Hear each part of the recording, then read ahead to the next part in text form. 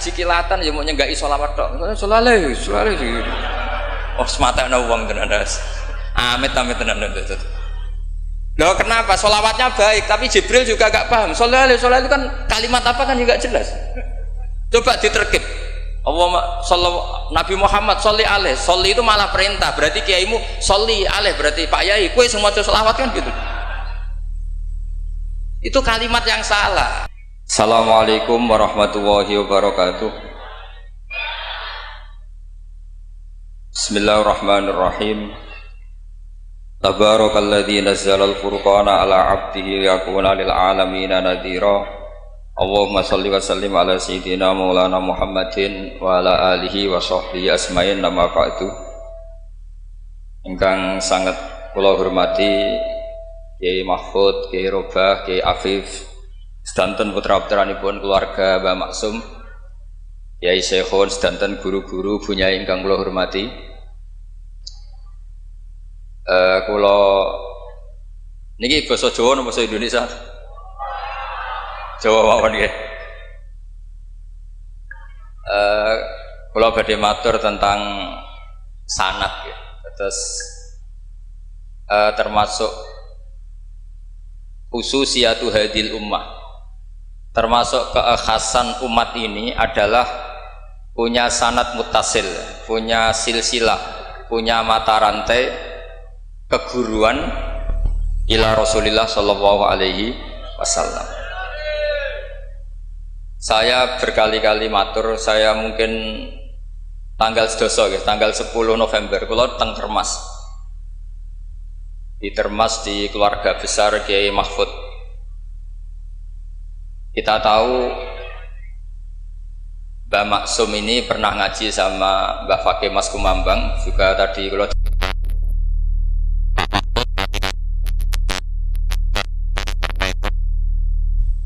kok fisik nganggo hati tuh, ngomong fisik nganggo hati.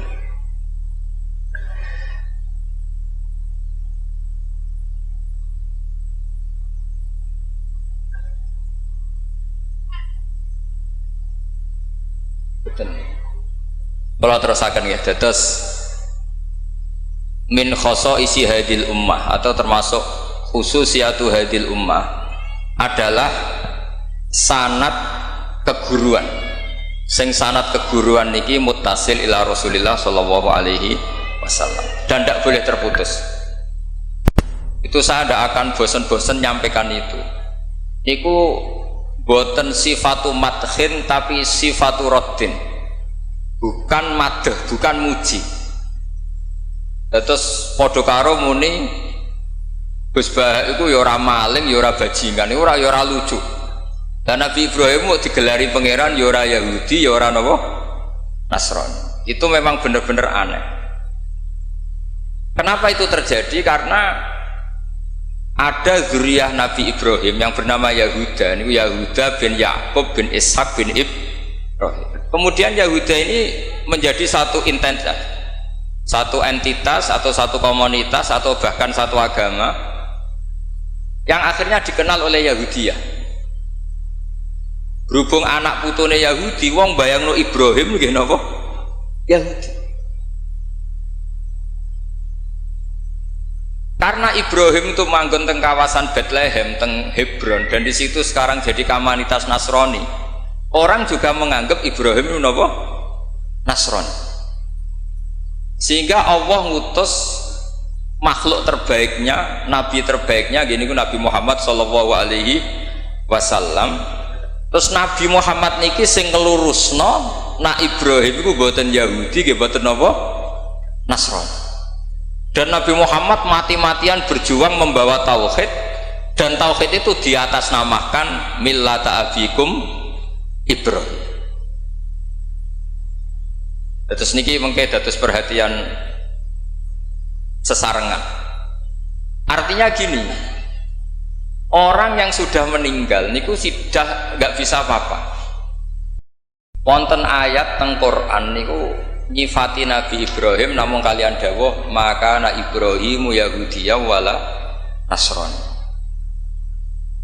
Terus Ibrahim itu gadah zuriyah namanya Yahuda, niku Yahuda bin Yakub bin Ishak bin Ibrahim. Ibrahim. Akhirnya ketika Yahudiyah ini jadi satu entitas ini saged agama, saged marga, saged nama kerajaan. Iku orang mengira Ibrahim itu Yahudi karena entitas setelah Yahuda itu mengidentitaskan Ibrahim atau menstatuskan sebagai apa? Yahudi. Nasrani juga sama karena kebetulan agama Nasrani lahir di Yerusalem, di kawasan Hebron, di Bethlehem. Kemudian orang menstatuskan Ibrahim itu ya Nasrani. Karena mayit ini orang yang sudah tidak berkutik. Sehingga kalau dzurriyyahnya mayit ini menjadi pilihan tertentu, memilih pilihan tertentu, maka akan menstatuskan mbah-mbahnya. Sehingga saya berkali-kali bilang sebetulnya adat di Jawa itu salah. Anak numpang keramat baik, keramat gandul itu salah. Sebetulnya kalau dalam tradisi leluhur Arab itu dibalik. Kama tasyarrafa bi Muhammadin adnanu. Jadi status mbah-mbah kamu itu ikut status kamu. Jadi orang nggak peduli dengan kilap Abdul Samsin Manaf andaikan tidak ada orang bernama Muhammad Shallallahu Alaihi Wasallam. Orang nggak akan peduli dengan Wali Songo andaikan tidak punya murid-murid nasab maupun murid-murid sabab, kata para ulama yang mengajarkan Fathul Wahab, Ihya. Andaikan kita kemudian beda haluan, nganggep kuburan itu tempat syirik, tempat khurafat, bid'ah, maka kita tidak menstatuskan kuburan wali itu tempat berkah, tapi tempat bid'ah dan syirik. Nah, status itu tuh terserah kita, bukan terserah yang meninggal. Itu filosofi dari maka na Ibrahimu Yahudiyau wala Nasran. Andai kan tidak ada Nabi Muhammad Shallallahu Alaihi Wasallam, maka kesestatusan Nabi Ibrahim akan dibelokkan menjadi berstatus Yahudi maupun apa? Nasran. Maka kalau mau matur, min khoso isi hadil ummah adalah as-sanadul muttasil ila Rasulillah Shallallahu Alaihi Wasallam. Sebab hanya dengan sanad itu kita bisa menjaga status guru kita, gurunya guru kita, gurunya guru kita ila Rasulillah Shallallahu Alaihi Wasallam. Saya termasuk orang yang fanatik sanad. Saya muridnya Mbah Mun. Mbah Mun diantara gurunya tentu Mbah Karim Lirboyo. Beliau ngaji sama Mbah Hashim ngaji sama Syekhona Khalil ke Syekh Nawawi Banten, atau Mbah Mun ngaji Mbah Karim, Mbah Hashim ngaji Syekh Mahfud Termas di Mekah, kemudian ngaji Said Abi Bakar Sato Sohibul I'anah. Saya dari gen saya piyambak, gak ada bapak kandung, hafal Quran, ngaji sama buyut saya dari ibu, dan itu sampai buyut saya namanya Hafsah, itu binti Soleh, binti Maksum dulu, binti Maksum bin Soleh. Soleh buyut saya itu gurunya Mbah Soleh Darat ketika beliau masih di Kudus, ngaji di Damaran. Pondok tertua di Kudus itu buyut-buyut saya di Damaran belakang makom. Jadi buyut saya kandung namanya Hafsah, punya anak namanya Sofia itu yang sampai saya, punya adik Badiah jadi ibunya Ki Sahal. Terus Hafsah itu punya saudara, punya pernah bule namanya Nyai Fadilah, itu di garwa Kiai Akil Sirat yang jadi Pak Said Akil dan seterusnya. Saya cerita begini ini penting karena supaya kebenaran itu dzurriyatam ba'duha min ba'd. Sekali dzurriyah ini melenceng itu tidak harus ekstrim menjadi kafir menjadi muslim atau muslim menjadi kafir, tidak harus itu. Misalnya dari Sunni menjadi Wahabi atau Sunni menjadi Syiah, atau Sunni seneng ngaji menjadi Sunni tidak seneng ngaji, itu juga sudah parah. Atau kiai yang dulu kagum anaknya bisa baca Ihya, kemudian kiainya kagum kalau anaknya punya Alfat, itu juga melenceng sama. Dari kiai yang bangga anaknya tawakal menjadi bangga kalau anaknya pegawai BUMN, itu juga melenceng. Jadi melenceng itu macam-macam, tidak harus ekstrim. Tapi efek dari melenceng itu adalah menstatuskan orang sing hanifah muslimah, yaitu Nabi Ibrahim, menjadi Yahudian atau Nasronian.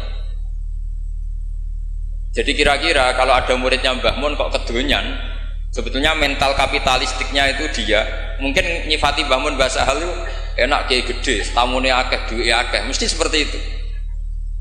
Tapi kalau saya atau yang sejenis saya enak duwe kiai Mbah Mun, saya pernah khatam Wahab dengan Mbah Mun, khatam Mahali sama Mbah Mun, Jampul Jamek sama Mbah Mun, nak moco enak, nak nerangno enak. Sampai kata ada Kiai Madura itu nak maca kitab rapati iso. Tak tanya, teman saya, yang Kiai ini teman saya, bukan semua Kiai Madura yang teman saya. Kenapa kamu tidak bisa baca kitab? Yang kitab enak dibaca milik Mbah Mun, Gus, yang milik saya tidak enak katanya. Sehingga dia punya cita-cita mau beli kitabnya Mbah Mun. Jadi dia tidak menyalahkan otaknya, tapi menyalahkan kitabnya. Setelah saya alim, saya sering baca kitab. Katanya dia, kitab jenengan tak beli 10 juta Gus, asal saya bisa baca kayak jenengan gitu. Khawatir saya masalah sanad itu, saya ulang lagi masalah sanad. Saya punya kitab banyak karangannya Mbah Hasyim Asy'ari, karena saya punya tulisan banyak tentang Mbah Hasyim. Mungkin bahkan yang belum didokumen oleh keluarganya, karena Mbah Hasyim dulu teman akrab buyut saya, namanya Raden Fauzan. Fauzan itu bin Maksum. Itu ketika kitab dulu itu silih-silihan, karena dulu beli kitab itu mahal. Dulu buyut saya buyut saya dari ibu itu dibelikan kitab, buyut saya dari bapak itu belikan ithaf, itu sampai jual sapi, saking mahalnya kitab. Sehingga saya masih ingat Mbah Sahal itu kalau belajar di geladak saya, itu tafsir Bedawi itu ada tulisannya Mbah Mukhid, ada tulisannya Ki Zubaidi, terakhir dipakai Kiai Sahal Mahmud. Jadi satu kitab dipakai sekian generasi, saking susahnya kitab. Terus dulu orang belajar itu ya serius. Qara'tu alas syekh. Jadi dulu itu murid baca di depan kiai, kemudian dibenarkan atau disalahkan. Sekarang enggak. Kiainya baca, muridnya ngantuk omongan sendiri, terus dengan bangganya merasa saya ini muridnya Mbah Mun, muridnya Gus Baha. Itu innalillahi wa inna ilaihi raji'un. Itu enggak benar seperti itu. Karena dia sebetulnya tidak mustakil. Kecelakaannya lagi, metode pelatihan bahasa Inggris, bahasa asing itu pakai metodenya ulama dulu. Orang kalau kursus Inggris itu dilatih disuruh ngomong sampai aksennya Inggris, konversasinya gaya Inggris, sehingga mereka pinter. Itu metode kita. Dulu nggak ada guru bacakan murid, itu udah ada murid bacakan guru. Makanya kenangannya Imam Syafi'i, qara'tu ala Malik al-Muwatta, saya membaca Muwatta di depan Imam Malik. Sehingga murid pinter apa goblok ini gurunya tahu. Nanti kalau bacanya bener terus disahkan jadi kiai. Karena nanti terus di rokokan ambil omong-omongan tetap jadi kiai. Padahal kiainya saja nggak tahu dia pinter, nggak tahu. Nah ini termasuk sanad yang mungkotek. Makanya saya ini nyesal senyesal-nyesalnya. Di tradisi pesantren sekarang ngaji sorogan itu jarang. Saya alhamdulillah sampai sekarang masih ada beberapa santri yang ngaji sorogan mahali sama saya, termasuk beberapa Gus Sarang masih sorogan sama saya. Karena Mbah Mun itu gak mau ngasih sanad kecuali sorogan. Jadi dulu saya ngaji sama Mbah Mun, cucu kandungnya Mbah Mun mau sanad mahali gak langsung Mbah Mun, harus lewat saya, karena Mbah Mun sudah tidak sorogan mahali karena sudah sepuh. Nah pentingnya sorogan itu, orang mustakil, murid ini mustakil, bacanya apa ini mustakil. Jangan sampai ngalami misalnya ada murid tanya, Gus, walam tarjiman itu maknanya apa? Saya yang kecelok orang alim saja nggak tahu maknanya lam tarjiman. Setelah tak lihat ternyata di bab khed walam tarodaman, dia baca langsung lam tarjiman. ya bingung. Kok saya sampai apa? Madatul kalimah dari apa? Mustaknya apa? Soroknya? Akhirnya saya coba kitabnya tak lihat, ternyata walam taro daman, dia bacanya langsung lam tarjiman. Itu banyak sekali. Nah makanya saya mohon lah di dukun ini, orang-orang yang alim atau ustadz alim itu harus tetap ada tradisi ngaji sorogan, terutama bagi khiyaru ahli, orang-orang pilihan. Dulu sahabat ngaji Rasulullah Quran itu ya sahabat yang baca. Dulu saya ngaji Quran, setor Quran min awali hatta akhiri, ya saya yang baca. Beberapa kali saya baca kitab di depan Mbah Mun, di depan Gus-Gus, di depan kiai-kiai saya. Jika kiai dulu itu tahu ini sudah alim, ini belum, ini setengah alim, ini setengah waras, ini tidak waras, itu tahu. Karena kelihatan sekali, tingkat naifnya itu kelihatan sekali. Misalnya ada anak baca misalnya begini, An Abdillahi bin Amrin, Itu gurunya pasti tahu. Lho Cung kok Amrin ada wawunya, berarti bener. Misalnya An Abdillahi bin Umaro, itu gurunya langsung tahu. Nah sekarang itu enggak. Murid itu hanya mendengarkan, sehingga kadang-kadang ada orang itu baca Ibnu Ubay bin Ka'ab, itu dibaca Ibnu Abi, anaknya bapak ini cenrak kowe Cung. Jadi ini kecelakaan seperti ini nggak boleh terjadi. Ada lagi murid yang tanya gini, ini setengah pinter tapi ya setengah goblok. Saya pernah sorogan fikih ditanya, tidak boleh nikahi zaujatul ab. Saya ulang lagi ya. Wala tangkihu manakaha abaukum minan nisa illa ma qad salaf. Tidak boleh menikahi istrinya bapak. Itu orang Jawa langsung protes, Gus, bojone bapak rak ibuku. Itu setengah pinter setengah goblok. Setengah pinter karena di Jawa rata-rata orang itu istrinya satu. Artinya kalau bojone bapak ya mesti ibunya dia. Tapi kalau dibaca di Arab, wong Arab itu kan bojone papat, sing telu gonta-ganti, sehingga bapaknya ini kadang pernah nikah sampai 10 orang. Paham ya? Orang Arab, mungkin orang Jawa Timur ya rodok Arab, banyak kiai yang istrinya ada satu kan.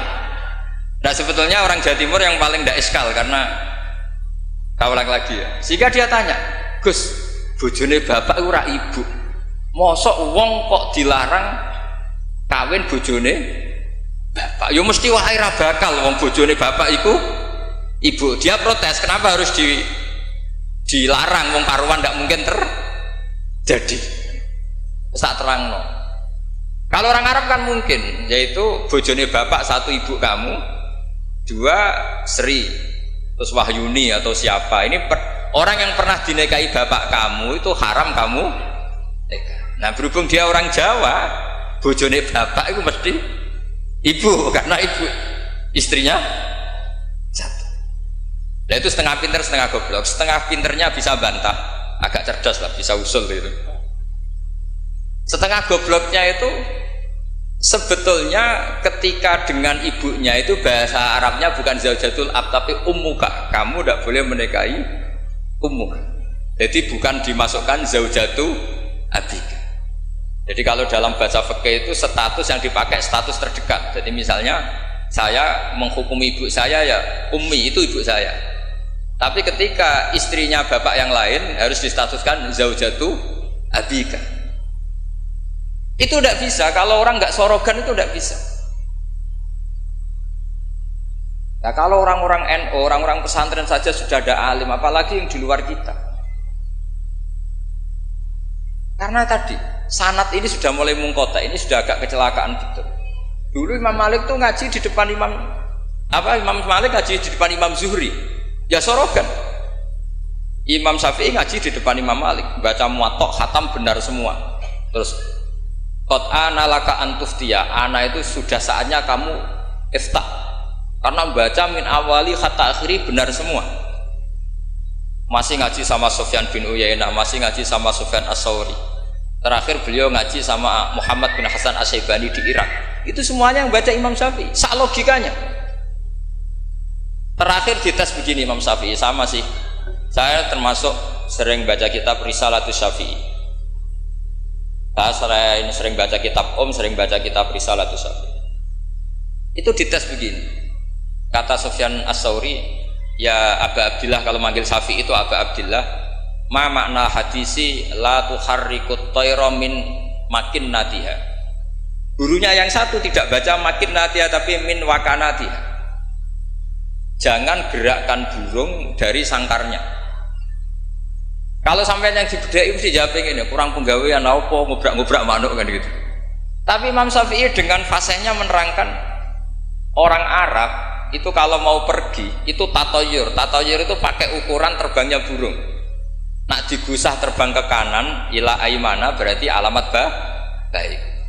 Kalau berterbang as'ama atau aisaro berarti buruk. Itu kalau ada burung di hutan terus digusah. Kalau nggak ada burung di hutan, dia memang nyimpan burung diletakkan di kurungan, tapi kurungannya dibuka terus diubrak. Nak terbangnya nganan baik, kalau ke kiri buruk. Makanya disebut di Quran innama ta'irukum ma'akum inna tatoyarna bikum, karena yang dipakai ukuran itu toir itu sesuatu yang terbang. Itu Imam Syafi'i langsung paham. Adatul Arab kalau mau pergi itu melihat terbangnya burung. Sehingga makna hadis la tuharrikut tayra min makinnatiha, jangan mentaklekkan barokah tidaknya pergi berdasar terbangnya burung, tapi berdasar pergi kamu itu fi taatillah atau fi maksiatillah. Nangis gurunya, padahal masih Imam Syafi'i umur 15 tahun. Wong kok pintere ngono. Makanya terus sampai dipuji-puji. Saya punya keyakinan kalau nanti fata min Quraisyin yamla utibaqal ardi ilman tuh kamu. Padahal teksnya hadis hanya gitu, jangan gerakkan burung dari sang. Itu dulu mungkin orang alim sampai seperti itu mungkin. Karena ngajinya sorokan, mustaqil. Saya beberapa kali dites Mbah Mun, hak cara kowe naib Indonesia itu fasik ta ora? Ora dijawab fasik ya rodok fasik untuk mel-melan terus. Nak dijawab fasik padha karo ngukumi nek kae wong sak Indonesia agak sah mergo waline napa? Nah, kula pengalaman karena kula sering ngaji sama Mbah Mun pengalaman. Jenengan ra kepengin nek kae wong sak Indonesia sah. Iya aku kepengin sah. Nak ngoten tak hukumi mboten fasik. Itu Mbah Mun sewenengnya saya sampai diambung itu ya bilang gitu. Cara wong Arab nak seneng diambung bombonan. Kowe muridku tenan kata. Karena itu memang jebakan. Jadi ya sudah seperti itu. Itu mungkin kalau ngaji sorokan. Tapi nak ngaji kilatan ya mau nyenggai sholawat tok. Sholale. Oh semata ana wong tenan. Amit tenan. Loh kenapa? Sholawatnya baik, tapi Jibril juga gak paham. Sholale itu kan kalimat apa kan juga jelas. Coba diterkip. Nabi Muhammad sholli alaih. Sholli itu malah perintah. Berarti kiaimu sholli alaih, berarti Pak Yai kowe semua sholawat kan gitu. Itu kalimat yang salah. Iya, waqala Rasulullah sallallahu alaihi wasallam. Terus muridnya muni sholli alaih, berarti kan kalau dimaknani kan sholli maca sholawat sira Pak Kiai. Ali ngatasin mun jenengan mawon sing maca sholawat. Nah, berhubung itu bahasa Arab gak ketara salahe kan gitu. Adat-adat ngono iku mareni gitu. Itu naif. Mestinya kan qala Rasulullah sallallahu alaihi itu sholat alaih lah, paling enggak ada dhamir mustatir yang kembali ke Allah. Ya kalau terus muridnya bilang apa? Sholli alaih, coba sampean maknani sholli alaih. Sholli ya syekh alaihi ala nabi. Kacau enggak kira-kira andai kan dengar orang yang ngerti itu. Tapi alhamdulillah banyak yang enggak tahu sehingga ya alhamdulillah. Makanya saya berkali-kali muji orang bodoh itu barokah. Mergo ora ora salah wong. Jadi penak weh. Kalau saya tangisan, nak pondok gede weh salah oleh maca sholawat mulai sing pondok cilik. Sing ditunggoni ahlul ilmi, maksudnya pondok gede sing notabene ditunggoni ahlul ilmi saja salah apalagi. Jadi dulu tuh orang itu pinter sekali karena ngajinya sorokan. Sahabat ya gitu. Sahabat tuh kalau nggak paham ya tanya Nabi, karena logikanya Nabi kadang nggak nyambung sama logika sahabat. Misalnya begini, al-qatil wal maktul finnar, yang bunuh maupun yang dibunuh. Saya baca lengkapnya. Idzal taqal muslimani bisayfihima fal qatil wal maktul finnar. Jika dua orang muslim perang sama-sama membawa pedang, maka yang bunuh maupun yang dibunuh di neraka. Sahabat tuh iskalnya hadza al qatil. Oke lah kalau qatil finnar, kalau pembunuh di neraka normal ya Rasul. Fama balul maktul. Lalu dosanya yang terbunuh apa? Wong dia korban, dia maktul, dia dibunuh. Jawabannya Nabi, innahu kana harison ala qatli sahibi. Dia sebut maktul, oke, dia maktul, tapi mentalnya qatil. Artinya gini, yang terbunuh itu mentalnya qatil apa maktul? Qatil, karena dia saat tempur tentu inginnya membunuh. Artinya maktul itu status fakta, tapi status mentalnya qatil. Itu hebatnya Rasulullah. Ya ketika ada orang sama-sama bawa pedang duel itu mentalnya semuanya qatil. Cuma yang satu nasibnya maktul. Nah, maktul ini status nasib apa status niat? Status nasib, niatnya dia tetap qatil sebagai pembunuh. Jadi segampang itu Rasulullah menjelaskan karena tadi ada sorogan. Jika Nabi setiap ngaji sama sahabat, aro'aitakum hadhi, aro'aita kadza, aro'aitukum kadza. Nah, ini terakhir, qadhiyah saya terakhir tak terangkan. Nah, sehingga Quran, ini kembali ke sesuatu yang saya tekuni. Sehingga Quran itu mengajak orang itu berdialek, dan sering ada kata aruni, kul aro'aitum. Kenapa demikian? Karena nggak boleh orang itu menerima ilmu itu karena dicekoki guru. Dia harus bisa berpikir sendiri. Jika Allah kalau ngendikan, nggak apa-apa selain saya sebagai Tuhan, nggak apa-apa kata Allah. Kamu bilang Yesus Tuhan nggak apa-apa, Fir'aun Tuhan nggak apa-apa. Tapi kata Allah, aruni madza khalaqu minal ardi. Tapi tolong tunjukkan ke saya prestasinya Fir'aun apa? Apa ketika saya bikin langit dia ikut menciptakan langit? Apa ketika saya bikin bumi dia ikut menciptakan bumi? Aruni madza khalaqu minal ardi am lahum syirkun fis sama. Sehingga orang terus mikir, kalau Fir'aun Tuhan, Yesus Tuhan, atau siapa saja yang selain Allah dianggap Tuhan, lahirnya di mana? Oh, Yesus lahir di bumi. Bagaimana mungkin lahirnya di bumi tahu-tahu menuhani bumi? Fir'aun ketika merasa Tuhan, Musa ditanya, Tuhan kamu siapa? Rabbus samawati wal ardi, yang nuhani langit dan bumi. Terus kata Fir'aun, ya Haman ibn Li sorhal la ali abluhul asbab. Sudah, saya mau bikin piramida, mau lihat Tuhannya Musa.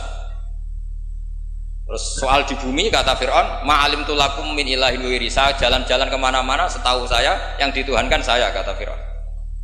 Nabi Musa ganti argumentasi bilang, Rabbukum wa rabbu abaikumul awalin, yang nuhani nenek moyang kamu. Itu semua hadirin langsung sadar, iki nak Fir'aun pangeran, buyute radi pangeran, kan pangerannya datang terlambat. Kan Fir'aun punya bin. Wong Fir'aun itu nama gelar kayak Hamengkubuwono. Fir'aun 1, Fir'aun 2, Fir'aun 3, Fir'aun kan begitu. Makanya zaman Nabi Yusuf itu rajanya juga namanya sudah Fir'aun. Zaman Nabi Musa juga Fir'aun, karena itu gelar. Artinya begini, kalau Fir'aun itu Tuhan, berarti mbah-mbahnya tanpa Tuhan, karena Tuhannya datang terlambat. Itu dilatih. Sehingga Quran itu sering ngendikan aruni, aro'aitum, aro'ait, itu diulang-ulang. Ngaji sorogan itu pentingnya ya seperti itu. Santri akan tahu ini bacanya yajibu apa yajubu. Kalau di hadis al-Islam yajubu ma qablah, mergo maknane yaktok. Jadi ketika ada seorang sahabat lama sekali kafir dulu, ketika Islam dia ngeluh, ya Rasulullah setelah saya Islam apa dosa saya zaman jahiliyah diampuni? Terus Nabi ngendikan al-Islamu yajubu ma qablah. Itu bacanya bukan yajibu tapi apa? Yajubu ayaktau. Nah kalau pas ini kamu baca yajibu kan, al-Islamu te Islam yajibu, pusing kamu. Itu kalau gak sorokan gak bisa. Jadi saya mohonlah sanad ini gak boleh hilang, karena yang punya khazanah kealiman itu kita itu maksudnya pesantren. Kalau kita saja tidak alim, apalagi di luaran kita. Ini bukan urusan suudzon atau menstigmasi, enggak. Yang menyediakan itu kita. Di luar kita malah pakai terjemah, pakai paling KHI lah, kompilasi hukum Islam. Yang masih pakai teks Ihya Fathul Wahab itu kita. Karena Fathul Wahab Ihya dikerdusi nganti sawangan. Ya ini dhewe maca terjemahan. Ngaji ini nganggo laptop amen ngincang-ngincang perkara ndelok terjemah. Sinalillah wa inna ilaihi rajiun. Itu bukan apa-apa, sebenarnya orang ndak alim itu ndak apa-apa, ndak dosa. Tapi kan masalahnya sing ra alim ta yo gayane kok wong alim. Itu semani masalah kan itu. Orang aku bodoh kan yo ora gelem kan. Dulu itu ndak seperti itu. Sehingga Nabi Ismail misalnya, Nabi Ibrahim itu Nabi itu diperintah Allah mesti benarnya. Inni arafil manami anni atbahuka. Saya bermimpi, mimpi anbiya adalah wahyu, bahwa saya disuruh nyembelih kamu. Apa kata Nabi Ibrahim? Fangdur madza tara. Lalu menurut pendapat kamu gimana? Karena mulai dulu enggak, jadi tradisi di kampus dua arah, mahasiswa disuruh mikir, disuruh cerdas. Itu dulu kita sebelum ada kampus itu para nabi sudah punya tradisi murid itu mustaqil bil fikr. Murid bisa mikir sendiri. Mangdur mata taro, menurut pendapat kamu gimana Ismail? Supaya apa? Kalau Ismail betul-betul nanti disembelih, itu dia tidak hanya nurut Nabi Ibrahim, tapi memahami, jika dapat ganjaran 2 kali, nurut bapak, ya nurut pangeran. Atau nurut pangeran ya nurut bapak.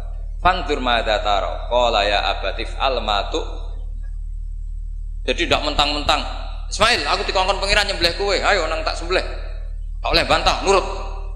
Tidak ada seperti itu. Lagi-lagi yang ada itu di ngaji sorogan.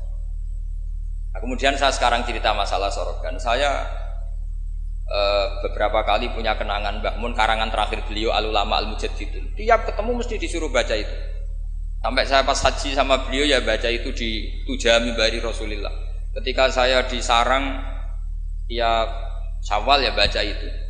Sampai kitab itu untuk murid-muridnya identik dengan saya karena saya sering, bahkan di kitab saya paling banyak oret-oretan tulisan tangannya Mbah Mun karena beliau tahu kalau saya menekuni kitab itu, tinggal beliau senang sekali. Termasuk begini pertanyaan saya. Menurut Imam Syafi'i, zakat zuro itu kan hanya yang muqtad, kayak makanan pokok lah, kira-kira kayak padi kalau di Indonesia. Tapi Mbah Mun dulu itu sering guyon gini. Petani itu saake jare. Wis macul terus gegere kaya akik wajib zakat. Petani cengkeh kakao sugih-sugih ra wajib zakat. Mergo sing ditandur mboten apa? Muqtad atau tidak kut. Oke ngono iku terus piye? Kayake gak adil. Mbah Mun itu hanya guyon-guyon gitu. Mulai guyon petani kaya gegere kaya akik kaya apa gitu. Terus suatu ketika tanya saya, "Cara kowe wajib gak?" Ya nek jenengan muni wajib, kula muni wajib, nak mboten nggih mboten, wong kula murid temen. Terus jare Mbah Mun, "Ora iso kowe kudu melok nak muni wajib ya kowe dhewe aja ngelok-ngelokno aku." Dulu saya iskal saya itu ini piye to kok gak tanggung jawab atas saya gitu. Dan di kitab itu ditutup dengan kalimat fa'ala man huwal qudwah li hadhil ummah ay yuftiya bima huwal aslah li hadhil ummah. Jadi orang menjadi panutan umat harus berfatwa sesuai al aslah li hadhil ummah. Saya masih tanya lagi, "Lho al qudwah li hadhil ummah iku jenengan?" "Iya ya aku, tapi kayak kudu mikir dhewe." Terus tak tanya lagi, "Ma huwal aslah li hadhil ummah iku wajib napa mboten? Kakao cengkeh niku sida wajib zakat napa mboten?" Yo karek kue. Nah dulu saya iskal. Sampai malam mau haji itu saya masih ditimbalin, masih diskusi kitab itu. Ini kitab ini tak bawa, kitab Al-Ulama Al-Mujaddidun. Ternyata kesimpulannya apa? Fatwa itu nggak boleh hanya gurunya paham, muridnya tidak. Akhirnya saya tanya gini, ya Syekhona, ketika seseorang itu syafi'i dan dia seorang mufassir, hal yataqayyadu bimadhabi imami amlah. Misalnya gini, kan dalilnya Yusuf Qardawi yang ngutip Ibnu Katsir kan semua tanaman wajib zakat, termasuk kakao, cengkeh, apa saja, termasuk khodrowat, fawakih, athmar, simar, semuanya wajib zakat. Dalilnya adalah mimma akhrajna lakum minal ard. Ma itu umum, apa saja. Ya pertanyaan saya ke Mbah Mun, apakah seorang mufassir itu terikat madhab imamnya sehingga ma yang umum menjadi hanya yang muqtad? Apa tetap bebas karena ma itu umum? Terus ya beliau mau gejol-gejolkan ya, tapi yang beliau sempat komentar al-fawakih wal khodrowat sekarang aksaru iktisodian secara ekonomi lebih prospek, harusnya wajib zakat. Nah saya kenapa cerita panjang lebar ini supaya jangan sampai pondok-pondok yang belajar Fathul Wahab, belajar Ihya, belajar Fathul Mu'in, kemudian kita dianggap orang yang antisosial. Petani melon kaya, petani tebu kaya, sudah kaya tidak wajib zakat karena yang ditanam tidak kut. Petani pari wis melarat, utangan hanya karena yang ditanam apa? Kut atau muqtad wajib zakat. Lalu kata dunia kan terus piye toh kiai? Nah ini saya mohon sekali itu murid-murid bisa memahami kalau kita itu mendiktekan pikiran kita. Nah dulu Imam Syafi'i cara belajar seperti itu. Imam Syafi'i itu dulu senengnya sama orang miskin tak ngamek karena sifatnya Nabi wa yuhibbul fuqara wal masakin terus wa yajlisu ma'ahum wa yaruddu mardahum. Wa yuhibbul fuqara wa yajlisu ma'ahum wa yaruddu mardahum terus. Dia ketika di Mekah miskin, di Madinah mulai gundah. Imam Malik itu gaya orangnya. Jadi kalau duduk di kursi tinggi, babutnya itu empuk. Beliau mulai iskal, ini kiai kok kaya raya. Tapi itu dipendam sama Imam Malik. Terus ketika Imam Malik mengesahkan Imam Syafi'i jadi mufti, Imam Syafi'i tanyanya begini, setelah jenengan orang yang alimnya kayak jenengan itu siapa aja? Dari Imam Malik, sakjane Abu Hanifah, tapi wongnya mati, orangnya sudah meninggal. Mungkin beliau juga bilang mati karena selevel. Mungkin kalau kita harus bilang kabudut. Bahasanya memang mata, bukan tufiya. Lalu siapa yang alimnya kayak Abu Hanifah? Muridnya masih hidup, namanya Muhammad bin Hasan. Kita bisa ke sana, boleh dari Imam Malik. Imam Malik itu kaya, uangnya banyak, tapi beliau rumahnya ngontrak. Jadi kiai mulai dulu lebih seneng uang cash daripada apa? Sawah Tegal, karena nggak bisa sodakon. Akhirnya Imam Malik gandeng Imam Syafi'i dijak ke Baki. Dulu Baki itu pasar kafilah, rental lonta gitu. Mana kafilah yang mau ke Irak? Oh saya ya Imam Malik, dibayari sama Imam Malik, ini antar sampai ke Baghdad, sampai ke Kufah, sampai ke Baghdad. Dulu namanya Baghdad itu ya Baghdad, Kufah, Basrah, belum ada nama Irak. Terus Imam Syafi'i disangoni uang tuh banyak, pernah saya hitung tuh sekitar hampir 40 juta, karena 1 dinar kan sama dengan 4,25 gram, ada yang mengatakan 4,20 gram. Nah saya hitung tuh sekitar 40 juta. Imam Syafi'i mulai iskal, kiai iki melarat sing tak belor atau nyangoni, kiai sugih nyangoni terus. Mulai rubah pikirannya. Ternyata kiai sugih itu ya manfaat gitu loh. Dulu dia pengagum kiai melarat karena zuhud, bebas hisab, jadi hisab apa nih ora dipopo kan itu. Terus bareng ngaji di Irak, di Baghdad itu, di Kufah, karena dulu itu satu kawasan. Ini perlu saya sampaikan, jadi dulu Kufah itu bukan nama kayak sekarang, Baghdad, Irak. Jadi saya beri contoh sedikit ya, perubahan bahasa. Dulu yang namanya Israel itu kalimatun madkhin, karena Israel maknanya hamba Allah. Jika ada ayat wa anni faddaltukum alal alamin, Bani Israel. Sekarang enggak, Israel sekarang itu nama nation, sebuah negara. Di situ ada Zionis, ada turunan Eropa, turunan Amerika yang jahatnya minta ampun sama Palestina. Sehingga Israel yang ini bukan wa anni faddaltukum alal alamin. Jadi itu perubahan bahasa. Dulu yang namanya makruh itu faqal haram. Itu yang disebut Allah walakinna wa habbaba ilaikumul iman wa zayyanahu fi qulubikum wa karraha ilaikumul kufra wal fusuqa wal isyan. Jadi kalau dulu Imam Syafi'i ngendikan akrahu kadza, maknanya uharrimu kadza asyaddat tahrim. Karena akrahu maknanya itu faqal haram. Tapi sekarang di definisi fikih makruh itu dunal haram, kayak rokok itu namanya makruh. Jadi kalau bahasa dulu kamu maknani sekarang, kafir itu makruh. Kalau bahasa dulu, dia hukumnya kafir, makruh. Hukumnya syirik, makruh. Karena maknanya makruh itu dibenci. Tapi tahu-tahu ada istilah modern, makruh itu dunal haram, sesuatu di bawah haram namanya apa? Itu kamu nggak boleh terjebak bahasa itu. Dulu namanya Kufah itu satu entitas. Jika Ibnu Abbas pernah nasihati Said Husain, Al-Kufah la tafi, wong Kufah itu ora tau jujur.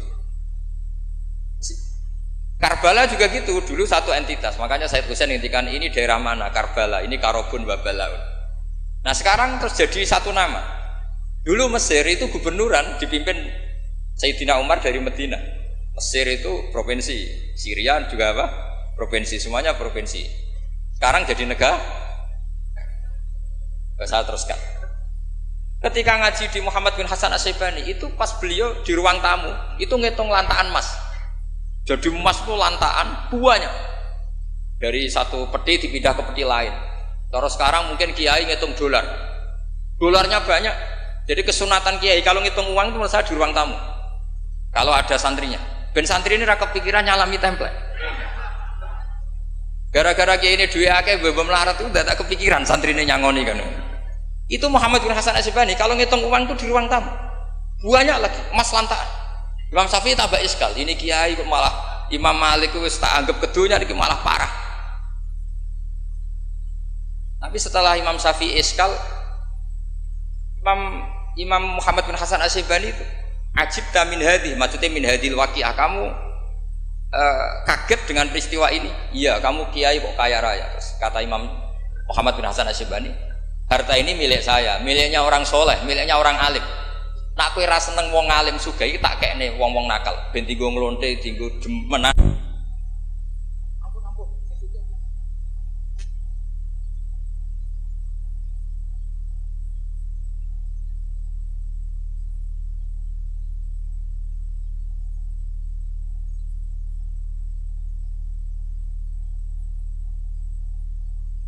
Islam kuat beli kuda, kok beli khimar haram.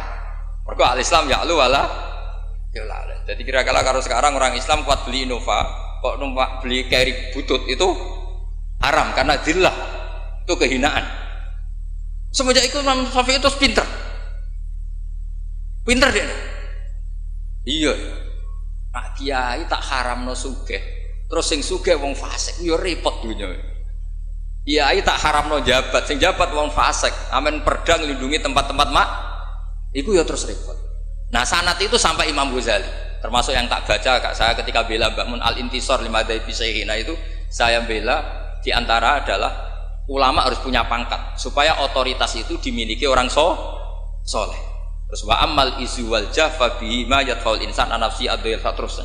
Ada yang baca fabihi, kalau fabihi dhamirnya mufrad. Semenjak itu kakak saya pernah wakil bupati, Eropa pernah bupati, Gus Yasin putra Mbah Mun wakil gubernur. Itu panjang, sanad pemikiran seperti itu tuh panjang. Kalau kiai tidak boleh jabat, ya biar yang jabat orang fasik. Nanti perdanya menguntungkan ahlul fiqih dan seterusnya dan itu ulama dulu bisa menerangkan dan memahamkan pada murid-muridnya karena ngajinya soro. Sekarang enggak ngaji ya kayak seperti ini. Makanya saya diundang itu termasuk kiai paling sulit diundang. Wis masyhur. Andai kan kiai Roba tidak datang ke saya sendiri, mungkin saya tidak datang. Wis tenang yakin sekolah datang. Saya itu hanya mau datang ke pernah sepuh. Ternyata pernah sepuh ya banyak, jadi wah mata nobong itu. Nah nanti itu kalau kiai siapa itu? Kiai Jamal itu kan iparnya Basal itu sepupunya Mbah saya. Mbah Jamal itu abahnya Gus Rosin. Saya tiap bulan kan ngajar di pondoknya Mbah Sahal. Karena memang sepupunya Mbah saya. Kemarin di Termas, jadi pernah sepuh ternyata banyak. Makanya ini yang nom-nom tuh haram undang saya, ini sudah tak maklumatkan. Karena logikanya jelas lah, aturan santri itu hormat mbek sing sepuh. Nah, kiai nom ngundang aku itu dosa. Mergo ngatur sing luwih tuh, wah. Jelas itu jelas dosa, cara fikih jelas dosa. Apa meneh nom kalah pinter tambah dosa ngatur wong alim. Wes jelas cara fikih seperti itu. Kamu nggak boleh bantah hukum. Nah kira-kira hukumnya gimana? Wong bodoh ngatur wong alim, kira-kira hukum gimana? Kira-kira dosa ndak? Dosa, yakin dosa. Jadi sanad ilmu itu terjaga sampai seperti itu. Ada dialek. Akhirnya Imam Ghazali menulis di kitab tentang syukur, juga di kitab masalah salatin. Jangan kira Nabi setelah jabat, yaitu menguasai Mekah dan Medina, itu pahalanya kalah ketika Nabi yu'dha wa yudrok, ketika Nabi disakiti. Kenapa begitu? Nabi ketika disakiti, diusir di Mekah, ganjarannya Nabi tetap hanya sabar tok. Oke, sabar itu mendapat pahala. Tapi ketika Nabi kuasa, maka ganjarannya Nabi bukan lagi sabar, tapi mengatur Mekah supaya la yatufu bil bait uryanun wala kadza wa kadza. Ka'bah harus steril dari berhala. Ka'bah nggak boleh ada orang telanjang tua. Artinya apa? Dengan Nabi berkuasa bisa menertibkan aturan yang menguntungkan syariat. Artinya apa? Ya sudah seperti itu. Semenjak itu terus Imam Syafi'i, wah nak ngono wong Islam ora oleh kalah. Ya terus keterusan tadi di fatwa-fatwa fikih apa? Syafi'i. Nah semenjak itu terus mungkin Kiai jabat dulu Mbah Hasyim punya putra Gus Wahid di Menteri apa? Agama. Karena menjaga madzhab ahli sunnah apa? Jamaah. Kalau menterinya tidak ahli sunnah kita juga repot. Pak misalnya ada pelaturan menteri, ziarah kubur itu bid'ah, dalilnya ini, terus disosialisasikan ke semua khotib, pusing zaman kan? Kalau yang jadi menteri kelompok kita sendiri kan ya sudah dianjurkan biar ingat mati. Tapi kalau yang maklar ziarah ya dianjurkan supaya dapat selisih ya macam-macam lah. Kalau niatnya orang semacam-macam lah. Tapi yang jelas itu efek dari kebijakan ini luar biasa. Jika semenjak itu Imam Syafi'i ngarang bolehnya orang soleh kaya, bolehnya orang soleh aja. Jadi itu panjang dialek itu. Dan dialek yang panjang ini muridnya tetap paham karena lewat tadi pemahaman yang benar, sorogan tadi. Itu istilahnya Nabi Ibrahim, fangdur madza tar. Nah, ini mulai hilang, makanya saya mengutarakan sesuatu yang mulai hilang. Cobalah dihidup-hidupkan lagi. Untuk anak-anak kiai cobalah tetap sorogan. Saya alhamdulillah dulu menangi sorogan. Sekarang beberapa gus ya masih ada yang sorogan sama saya, sama guru-guru yang lain di beberapa pondok ya masih. Itu harus diteruskan. Karena itu sanad muttasil ila Rasulillah sallallahu alaihi wasallam. Masyhur itu. Ketika Abdul bin Mas'ud mau ngaji sama Nabi, Iqra alayyal Qur'an kata Rasulullah. Aqra'u wa alayka unzil. Mosok kula sing maos Nabi kan Quran diturunke ning jenengan. Inni uhibbu an asma'ahu min ghairi. Aku seneng nak sing maca wong liya. So, Abdul bin Mas'ud mulai baca surat Nisa. Baca sampai ayat fa kaifa idza ji'na min kulli ummatin bi syahidi wa ji'na bika ala haula'i syahida. Fa idzan ainahu tadrifan, terus Nabi nangis. Tapi intinya itu ada sanad bahwa murid yang baca. Nah, kenapa kalau saya ngaji PD? Mereka aku muji pangeran, saya tidak pernah mikir awakku, tak penting awakku, penting muji pangeran. Ngaji itu artinya kan muji pangeran, muji ilmune pangeran, ya sudah. Itu anakku itu dongo itu mikir awakmu dewe. Mulane dongo mbek ngaji ku derajate dhuwur, ngaji, mergo ngaji muji pangeran, nak dongo mikir awake dewe. Makanya masyhur itu ada dua kelompok di masjid, yang satu diskusi halal haram, yang satu berdoa. Nah, terus Nabi keluar dari rumah berdiri, sempat ragu, saya kemana? Terus akhirnya Nabi ngendikan mereka itu berdoa, kalau Allah mengabulkan ya disembadani. Tapi mereka belajar halal haram. Itu perintahnya Allah, saya sebagai Nabi. Terus akhirnya Nabi gabung kelompok yang belajar halal haram. Karena belajar halal haram artinya ingin menghidupkan hukumnya Allah Ta'ala. Tapi nak wong dongo kepinginnya iku kabul kajati. Intinya mikir awake dewi. Makanya saya termasuk ulama yang jarang berdoa. Tapi ya berdoa tapi kadang-kadang. Nah kowe kan gak kontribusi ning agama ora pati ya ndonga. Oh dasar murahan. Ya tapi piye mulang yo ora payu. Jadi kadang-kadang kula dibantah. Lah jenengan mulangi payu Gus. Lah kula ora payu, ndonga-ndonga ngono. Ya tapi aku ngerti pangeran ra bakal nyembadani barno ra wis. Pangeran yo paling ya sedikit sidik ngono cukup wong. Kalau termasuk orang yang enggak setuju ya kalau orang sholawatan terus berlebihan tapi khidmah ini Nabi kurang. Maksudnya gini loh, sholawatan berlebihan ya. Redaksi sholawat tentang Nabi itu kecil. Bukan sholawat jumlahnya enggak. Redaksi tentang Nabi itu kecil, sementara tentang keinginannya itu saya tidak suka. Saya suka sholawatan itu ya yang nyifati Nabi banyak, kemudian keinginannya kecil. Itu bagus. Kayak Ihya itu loh, kayak Ihya Abdul Hasan As-Sadili itu kalau dongo itu jaluke mau swidik paling baris paling terakhir. Misalnya gini, nahmaduka ya man huwa la ilaha illa anta arrahmanur rahim itu langsung in sampai nyifati Allah itu 99. Buar ngono nganti berkuras-kuras. Lagi terakhir mau jaluk dongo sithik. Nah kowe kan enggak muni muji Allah mau basa-basi tok. Alhamdulillah rabbil alamin wassalatu wassalamu ala Muhammadin. Monggo syarat tok. Baru ke Allahumma inna nas'aluka nganti telung lari. Telung halaman. Tapi pas muji pangeran, alhamdulillah rabbil alamin wassalatu wassalamu ala Muhammadin. Bariku terus dongo njaluk mapan, tolak buala. Yo wajeng. Mana jare pangeran? Muji kekasihku suwi dik dongane kecangkeman. Lah saya tuh gak suka jenis itu. Harusnya sholawatnya itu yang panjang. Maksudnya nyifati Nabi yang panjang. Baru mintanya sedikit. Itu bagus itu. Di akhlak. Makanya saya di antara sholawat yang senang itu sholawatnya Habib Ali Al-Habsyi yang arang Simtutur. Itu kalau beliau baca sholawat itu sholatan yattasilu biha ruhul musolli alaihi bi. Fayam basitu fi qalbi sirru nuri ta'alluqi bi wa hubbi. Wa yuktabu biha bi inayatillahi ta'ala fi hisbi. Jadi dia baca sholawat itu, ya Allah berikan sholawat kepada kekasihmu Muhammad. Dengan sholawat ini rohnya saya, musolli itu rohnya saya yang membaca sholawat, bisa sambung dengan rohnya Rasulullah. Dan setelah sambung saya terhitung sebagai orang yang mencintai Rasulullah. Dan saya berharap dari cinta itu saya tertulis sebagai umatnya. Nah, aku kan enggak mau sholawat itu mau saya termasuk orang yang enggak saya loh ya. Tapi ya tetap baik dibanding nganggo primbon ya satu sholawatan ya. Tapi boleh punya etika lah dengan Rasulullah itu. Boleh kalau dungo nyifati Nabi yang banyak, ya baru keinginan. Kan banyak tuh sholawat yang seperti yang saya misalnya di kitabnya Sayyid Muhammad ada. Allahumma sholli ala sayyidina Muhammad nuri kalam alladzi. Wah nyifati Nabi itu sampai panjang lebar baru menceritakan hajat. Kalau kamu kan enggak nyifati Nabi basa-basi, mau sidik kan. Malah kadang orang misalnya ala Muhammad. Kok ala Muhammad muni Sayyidina aja disoal. Baru kutungannya apa? Panjang.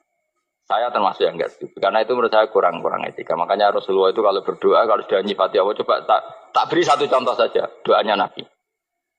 Alhamdulillah hamda yuwafi ni'amahu wa yukafi'u mazida ya Rabbana lakal hamdu kama yanbaghi li jalali wajhika 'azimi sultanik. La nuqsi sana'an 'alaika anta kama asnaita 'ala nafsik. Itu sudah berapa itu nyifatinya? Itu belum doanya tuh. Nah, kamu kan enggak. Allahumma alhamdulillahirabbil alamin Allahumma ya Allah di hajati sus gremeng titik seramu tuh tenan jen gak bakat wali nah cara kula iku sisen dene kula yo sering ngamini dongane wong ngono niku tapi ning atiku amin maksudnya amin barno mawon Gusti nanti aku amin tapi amin ku barno mawon Gusti wong ora jelas ngono berarti. Jadi aku muni amin tapi amin barno maksudnya. Ya Allah barno amin maksudnya. Jadi karena tadi setahu saya doanya para nabi, para wali itu memang seperti itu. Ya coba itulah doa tadi aja yang saya sebut itu berapa kalimatnya? Apa? Alhamdulillah hamda yuwafi ni'amahu wa yukafi mazida ya Rabbana lakal hamdu kaya pembaik di jalali wajhika azimi sultani la nuqsi sana'an 'alaika anta kama asnaita 'ala. Enggak terhitung pujian saya kepada engkau sebanyak engkau memuji pada diri engkau sendiri. Allahumma inni a'udzu biridhoka min sakhatika fi mu'afatika min uqubatika wa bika minkal. Allahumma sholli bi haqqi jabarutika wa bi khawsika kan panjang sekali doanya wali-wali itu tapi semuanya mensifati Allah. Bahkan banyak yang kemudian lupa enggak doa. Coba haji, doa haji itu coba.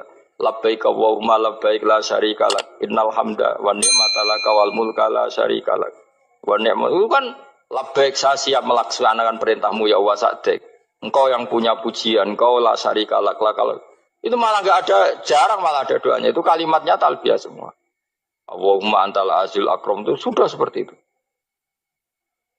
karena tadi al-mu'min yashghaluhu sana 'ala Allah min ayyakuna li nafsihi dzakiran. Mukmin sejati adalah sibuk memuja Allah sampai lupa jatah dirinya sendiri. Nah, kowe kan gak mujine Allah basa-basi, dongane tenan. Itu jadi makhluk aneh gitu. Dadi hubungan mbek pangeran niku wong aneh. Ya tapi jen ra bakat wali ngono iku dadine ngono iku. Ya tok ngono kok mari wali kakean malah gak elit. Jadi, tapi saya mohon itu di sholawat itu usahakan jumlah paling enggak jumlah sholawatnya banyak doanya sedikit paling enggak misalnya kamu tidak punya kalimat yang apa baik ya mau sholawat ping 100 itu gak ada salah biar guling-gilingan apa kita menyebut kekasihnya Allah lebih banyak ketimbang kita menyebut hajat kita sendiri ya gitulah paling enggak punya etika seperti itu ya kalau kamu enggak punya segot-segot sing keren bacalah sholawat berapa 100 terus cerita awam Gusti utang kula kathah. Mengke ra jawab wis roh.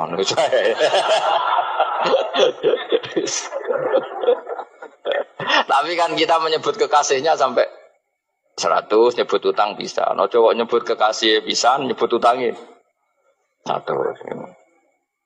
Berarti yang sampeyan ditakoki pangeran. Kowe nyebut kekasih wong pira pisan, nyebut utang 100 dasar ra utang ngono kan. Ya ada, saya termasuk orang yang nggak setuju tadi. Jadi kalau redaksi sholawat cari yang mujinya Nabi lebih lebih banyak. Karena itu nanti lebih diridhoi Allah Taala. Coba Allah sendiri kalau nyebut nabinya itu hitung saja. Laqad ja'akum rasulun min anfusikum. Jadi rasulun min anfusikum seorang rasul yang sejenis dengan kamu. Terus azizun orangnya sangat terhormat. Alaihi ma'anitum rasul ini siap menanggung apa yang kalian tidak mampu.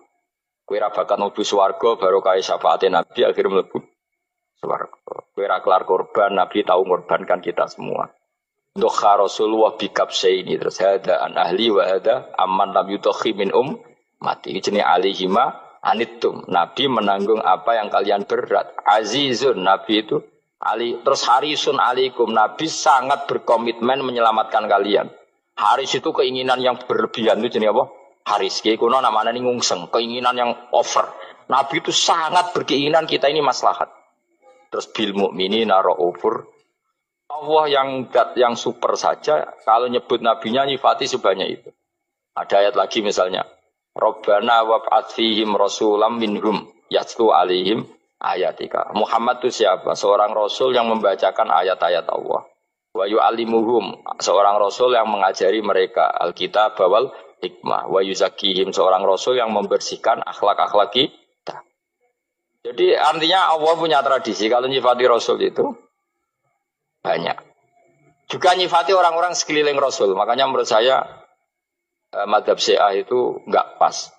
Karena Allah kalau nyifati Rasulullah itu jika nyifati orang-orang di sekeliling Rasulullah, dan itu dengan pujian, yaitu Muhammadur Rasulullah walladzina ma'ahu asyidda 'alal kuffar ruhama'u bainahum tarahum ruk'an sujada yabtaguna fadlan minallahi wa nasimahum fi wujuhihim min atharis sujud. Itu kan panjang sekali, dan orang-orang sekeliling Muhammad adalah begini.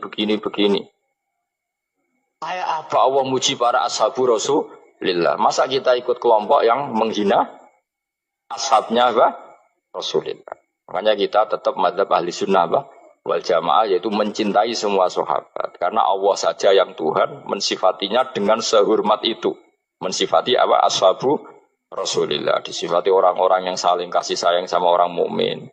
Tarahum ruka'an, sujud dan komitmen hidupnya untuk rukuk dan sujud. Simahum fi wujuhim min asari sujud. Sudah asari sujud rasa diterjemah, nanti sensitif. Cuma setahu saya asar sujud itu nanti setelah di akhirat orang sering sujud itu jabahnya itu ada nurnya. Tapi kalau ada yang nafsirkan asari sujud itu warna tertentu ya semboy. Itu sensitif. Yang jelas asari sujud itu ya sudah seperti itu. Seneng kamu kok hasut.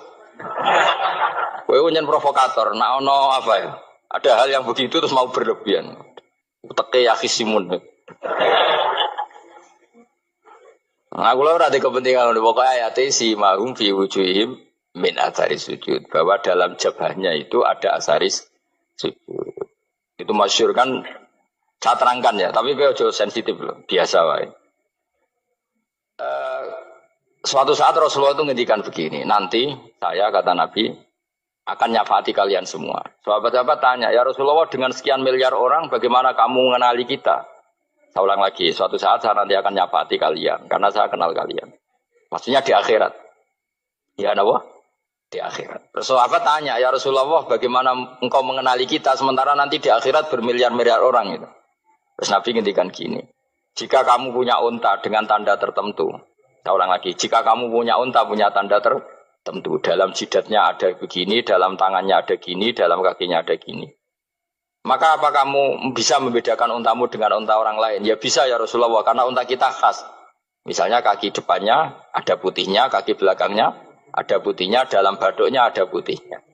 Kata Nabi, inna ummati yut'auna yaumal qiyamati hurran muhajjalin min asaril wudu. Nanti umatku, nanti wajahnya juga bersinar. Tangan kakinya juga bersinar. Jadi asar itu saya pastikan secara riwayat itu akhirat, maksudnya tentang akhirat. Tapi bahwa yang di dunia ada yang memulai asar itu nggih monggo mawon. Loh itu bagus kan, artinya ekspresi percepatan. Ndak apa-apa loh, daripada kok kowe ora jelas ngene iki. Maksudnya ya orang ngetok kowe pancen jarang sujud tenan lho. Wis ora usah sensitif, tapi yang jelas ya nanti. Ya soben kiamat ruang samu. Nanti hisab itu nanti kalau hitung hanya sekitar 3 jam. Hisabnya sak dunia itu hanya sekitar, karena malaikat itu tidak kesulitan sama sekali. Tak warai ya. Ini nggak akan salah saya dalam hal ini karena riwayatnya sahihah. Kenapa hisab itu hanya butuh rubu'un nahar, 1/4 dari siang enggak? Anggap saja siang itu 6 jam atau 12 jam itu aja terserah. Kalau 12 paruhnya kan 6 ya. Seperti 1/4-nya berarti 3. Itu gini. Jadi nanti di mahsyar itu kan yauma tabyaddu wujuh wa taswaddu wujuh. Yaudah yang kafir itu kelap, hilang. Wajahnya, tubuhnya semuanya gelap. Yang mukmin itu semuanya terang. Jadi sudah yang tabyaddu wujuh wa taswaddu wujuh otomatis terus ningkat. Terus pergerakannya itu delala yang tabyaddu wujuh itu ke kanan. Yang taswaddu wujuh ke kiri. Maka kamu jangan punya sinar yang kelap-kelip. Nanti kena bego yang karena nggak jelas tadi. Maka kamu harus sinarnya yang sejelas-jelasnya. Hurran muhajjalin min asaril. Bila perlu nur kamu sampai menembus langit saat itu. Makanya ketika orang mukmin sudah nurnya ada di muka, ada di tangan, masih ngendikan Rabbana atmim lana Nurona karena takut masih kena bigo tadi. Karena kalau hanya wudhu tok, sikil tok kan, bayangkan di miliaran orang kan bisa agak kelihatan. Tapi kalau nurnya sampai nembus langit kan, itu siapa kok nurnya sampai, kan malaikat langsung tahu. Lani hafal Quran, alim kan insya Allah nurnya itu. Sama zaman itu masih berdoa, Rabbana atmim lana, sempurnakan nur kami. Karena nanti identifikasi malaikat berdasar tadi, kalau ada nur berarti diletakkan ashabal yamin, kalau nggak ada nur, ashabal shim. Nah malaikat yang dibawa bigu itu kira-kira detail nggak? Dugaan saya kalau kelap-kelip pasti kena simal. Wah ini partai kiri mesti kan. Pemenang yang wudhunya mau dulit sirah tok sidik. Karena anak madzhab Syafi'i. Sebetulnya meskipun itu sebaiknya kalau basuh sirah itu kabeh ben ora kelap. Mana aneh pepesan terus dulat-dulit tok. Oh itu sebenarnya ya itu. Kelap-kelip. Ya sudah ya. Setelah itu kata ngendikane pangeran yu'raful mujrimuna bisimahum fayukhadu bin nawasi wal aqdam. Orang-orang pendosa kelihatan maka diletakkan di kiri. Nah sama yang orang-orang baik simahum fi wujuhim min asaris. Jadi ayat itu jelas tentang akhirat. Tapi kira usah terus merovokasi. Seneng kok ya khisimun maksudnya provokator gitu. Jadi nanti yang mukmin jelas nurnya. Lah nur ini nanti dengan kadar iman kamu, perilaku kamu. Ada yang kelap-kelip, ada yang... Nah yang kelap-kelip ini orang kena bigo itu tadi. Nanti setelah kena bigo ikut ashabis simal, yang kelap-kelip disortir lagi malaikat yang bagian detail kan ada nanti. Nah ini terus ditubir neraka. Yang kafir benar-benar neraka, yang ini ditubir neraka. Nah, itu nanti ini yang ngel-ngelo Kanjeng Nabi digoleki ya ini itu. Mana sakit Kanjeng Nabi, mana ono kiai soleh darani, nah iso soleh dewi sakit Nabi mereka terus goleki ndi umatku sing kelap-kelip itu. Dicari di syafaat. Ya, imma langsung dituruti Allah, wa imma diumbasik ning neraka. Ya terserah rencanamu piye kon aku kowe. Tapi yang jelas apa? Kiamat itu cepat sekali karena tadi ada identifikasi tadi. Makanya hanya cukup 3 jam karena tadi yang jelek kelihatan jelek, yang baik kelihatan baik. Makanya cepat. Ya oraful mujrimuna bisimahum, orang pendosa dikenali lewat alamatnya yaitu taswadu apa? Wujuh. Kalau orang baik dikenali lewat tabyadu wujuh. Nah terus setelah nyingkir, ini ngono tak warai kiamat. Setelah nyingkir itu faduri babenahum bisuril lahu bab. Setelah tersingkir tadi terus lalu ada pintu penghalang, pintu pemisah.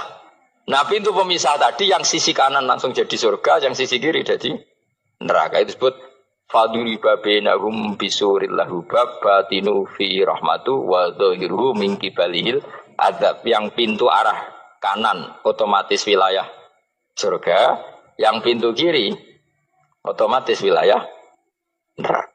Nah problemnya ketika penutupan pintu itu yang kelap-kelip itu katut kemana ini yang makanya kamu jangan malok partai yang apa kelap-kelip yang nggak jelas itu koalisi kemana ya. Kalau partai besar kan iso nyalon presiden, partai kecil ini kan ikut mana ini kan? Sing sak ngisore 1%, 2% ini kan repot. Loh, coba misalnya nur kamu 2%, berarti gelap kamu kan 98%. Kira-kira malaikat mengkategorikan kemana coba? Ayo jawab. Gelap. Loh, kok ada semangat Pak? Padahal itu bagian dari kamu. Kalau satu tubuh itu sinarnya hanya 2%, kira-kira kategorinya itu partai gelap, partai terang. Waduh semangat kok ya ini. Berarti kegaruk kemana? Kiri. Tapi bisa saja malaikat cara berpikir gini. Tapi kok ada cahayanya ya? Padahal kata Allah, yang bercahaya ashabul yamin. Kan nggak ada bilang cahaya terang. Bisa saja malaikat, alhamdulillah berpikir begitu.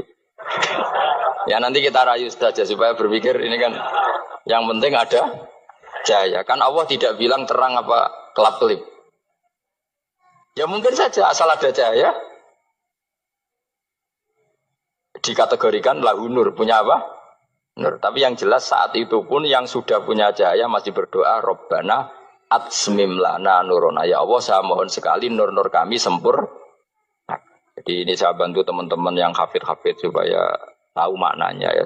Dan yang nggak hafid ya dengar ya. Kalau nur itu penting. Makanya Nabi itu kayak apa? Nabi itu orang super. Itu kalau ngendikan qawamat al min fauqi nuran wa min tahti nuran wa an yamini nuran wa an simali nuran, sampai terakhir Nabi masih mendoa untuk dirinya waj'al li nuran, dan semua tubuh saya jadi nur. Nabi sudah gitu. Ya Allah, jadikan sisi depanku nur, belakang kami nur, kanan nur, kiri nur. Terakhir itu apa? Waj'alni nuran, dan doa semoga semua tubuh saya jadi nur. Itu termasuk doa yang sering saya baca. Karena saya takut kelap-kelip tadi, ini bahaya ini kalau malaikat. Saya tidak tahu cara berpikir malaikat tadi. Apa ngitung 98% maka dikategorikan apa? Gelap. Apa dihitung nurnya saja? Wong instruksinya Allah kan yang ada nur ashabul yamin. Meskipun kelap-kelip kan punya nur. Saya tidak tahu nanti ikut 2% ikut mana kalau di partai koalisi itu. Ikut yang menang biasanya, ikut yang apa? Ya paham ya, makanya saya mohon. Kalau wudhu itu usahakan sempurna, terutama wudhu sholat. Kalau nggak wudhu sholat itu sebaiknya nggak sempurna, supaya ada bedanya wudhu sholat sama wudhu tidak sholat. Rasulullah itu masyhur gitu ya. Rasulullah itu kadang tawaddu'a wudhu'an khafifan, wudhu yang sederhana, yaitu hanya sekali-sekali dan tidak sempurna. Ketika ditanya as-sholat ya Rasulullah, tidak. Misalnya saya habis makan, mau tidur, biasanya ya wudhu, tapi tentu tidak perlu sesempurna kayak wudhu sholat, biar ada bedanya. Rasulullah juga gitu, beberapa kali beliau wudhu, tapi tidak sesempurna wudunya untuk sholat. Masyhur itu di riwayat tawaddu'a wudhu'an khafifan duna wudhu'ihi lis sholat. Tapi kalau wudhu untuk sholat asbaghal wudhu, menyempurnakan wudhu. Jadi supaya ada bedanya wudhu sholat dan wudhu tidak sholat. Keyakinane jenengan niku wajah niku aurat mboten, wajah wong wedok. Ayo sing elek kan, ayo aurat ta ora? Nggih kan. Jadi lucu, makanya saya itu pernah survei, semua kiai-kiai alim niku nate kula tangkleti, sing alim. Indonesia itu ulama itu prakteknya itu intikal madzhab, tapi tetap muni Syafi'iyah. Nah cara madzhab Syafi'i, wajah wong wedok itu aurat kharijah salat. Jadi wong wedok itu nak salat, itu wajahnya gak aurat, tapi di luar salat aurat. Sehingga seharusnya semua kiai Indonesia ya cadaran, mergo madzhab napa? Syafi'i. Tapi prakteknya semua ulama Indonesia itu madzhabnya Hanafi. Jadi bojone, putri-putrine, santrine udah biasa jilbaban biasa wajahnya ketok. Lah niku nganggo madzhab Hanafi yang diikuti oleh ahwalnya ulama seluruh dunia, termasuk Imam Suyuti, nafsiri ilama dhuhara minha wa huwa al-wajhu wal kafan. Apa wa huwa al-wajhu wal kafan.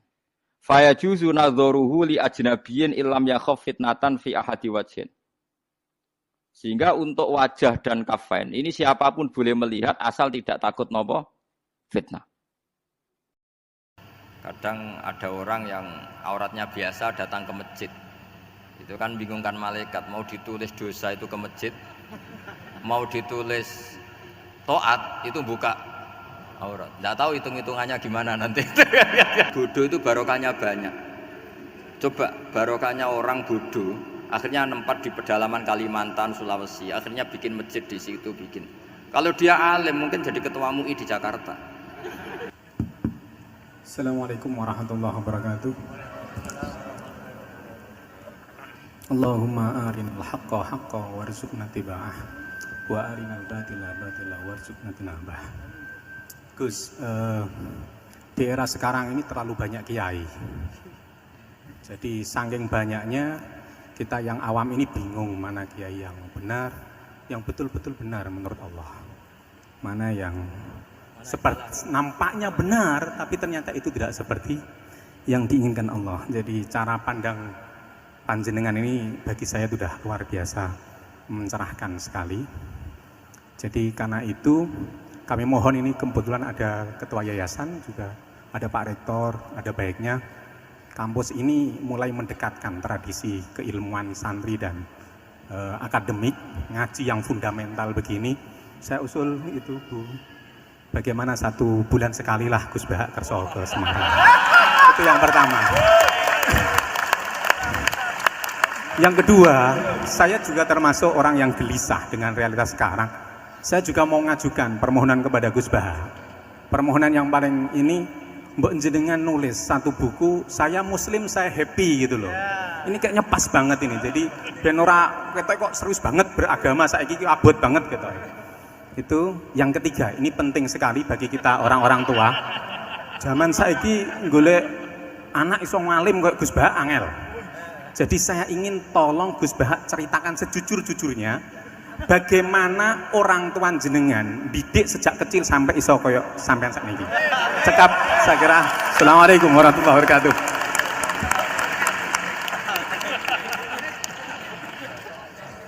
Yang kedua, monggo.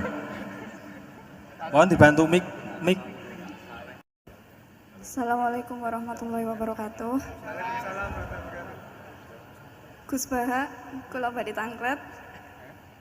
Jangan kayak ini ya.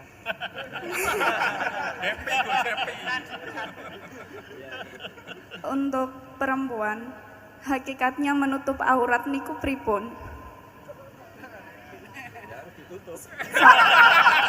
Soalnya kula gadah teman niku rata-rata santri tapi kok mboten menutup aurat secara sempurna. Nah, kula pengen ngertos ilmune niku sing jelas pripun. Sampun.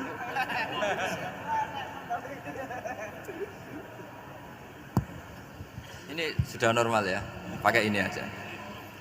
Ini jawab yang Mbak dulu yang gampang gitu. Ya yang jelas itu satrul aurat itu ada yang fisik ya, kayak menutup aurat dalam mazhab Syafi'i kita tahu auratul mar'ah fis sholat itu ada pengecualian ilal wajah wal kafen. Tapi kalau kharijah sholat adalah jami'u badaniha dalam mazhab Syafi'i. Tapi dalam sebagian ulama mengatakan ilal wajah wal kafen tetap termasuk istisna di luar sholat. Itu dari segi fisik ya atau zahir. Tapi sebetulnya juga harus dilakukan satrul aurat secara maknawi, menutup sesuatu yang buruk. Artinya kan gini ya, aurat itu kan sesuatu yang buruk kalau kelihatan ya. Sehingga misalnya kasus di beberapa negara mungkin fisiknya sudah benar ditutupin tapi mungkin tetap maksiat. Tapi ada yang gugat, yang penting nggak maksiat meskipun buka aurat, ya keliru, buka aurat sendiri sudah maksiat, itu malah aneh lagi ya. Tapi yang jelas filosofi hijab atau satrul aurat itu usahakan yang zahir maupun yang apa? Batin. Karena Indonesia itu memang agak unik. Saya sering ketemu peneliti dari beberapa negara, meneliti Indonesia itu paling pusing. Kadang ada orang yang auratnya biasa datang ke masjid, itu kan bingungkan malaikat, mau ditulis dosa itu ke masjid, mau ditulis toat itu buka aurat. Nggak tahu hitung-hitungannya gimana nanti.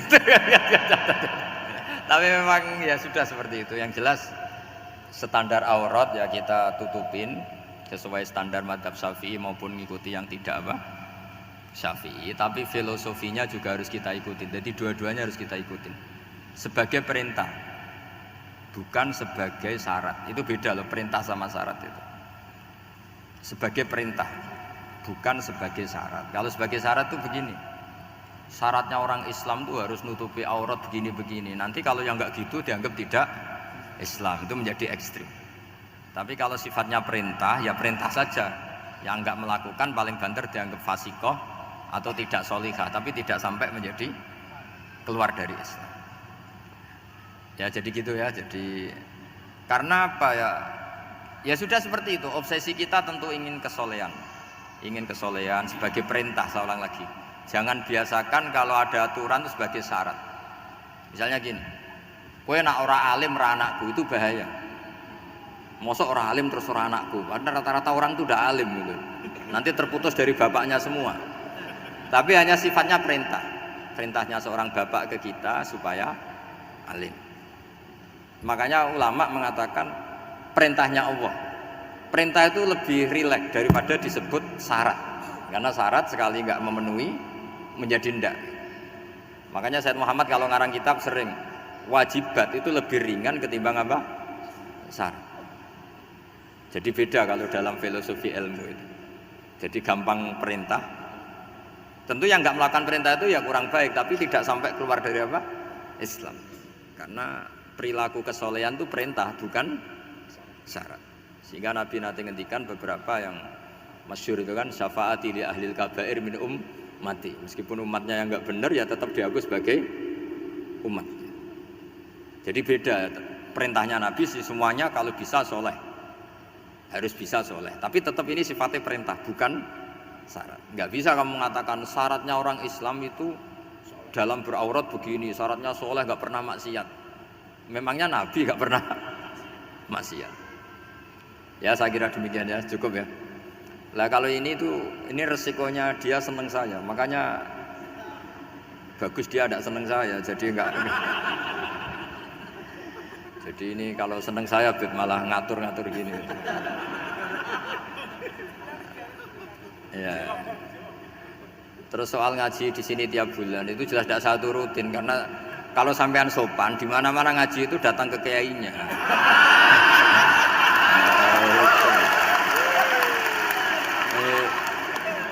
Itu kalau Imam Malik ada pertanyaan kayak Anda dimarahin. Al ilmu yu'ta la ya'ti.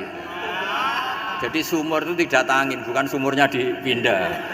Ini enggak sopan sekali.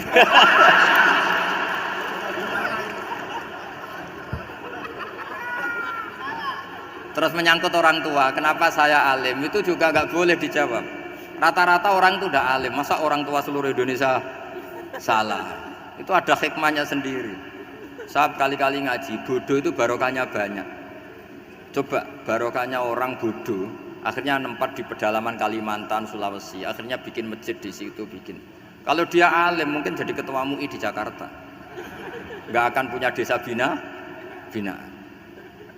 Jadi Allah mendesain ini sudah sempurna, sudah tidak usah protes, sudah begitu aja.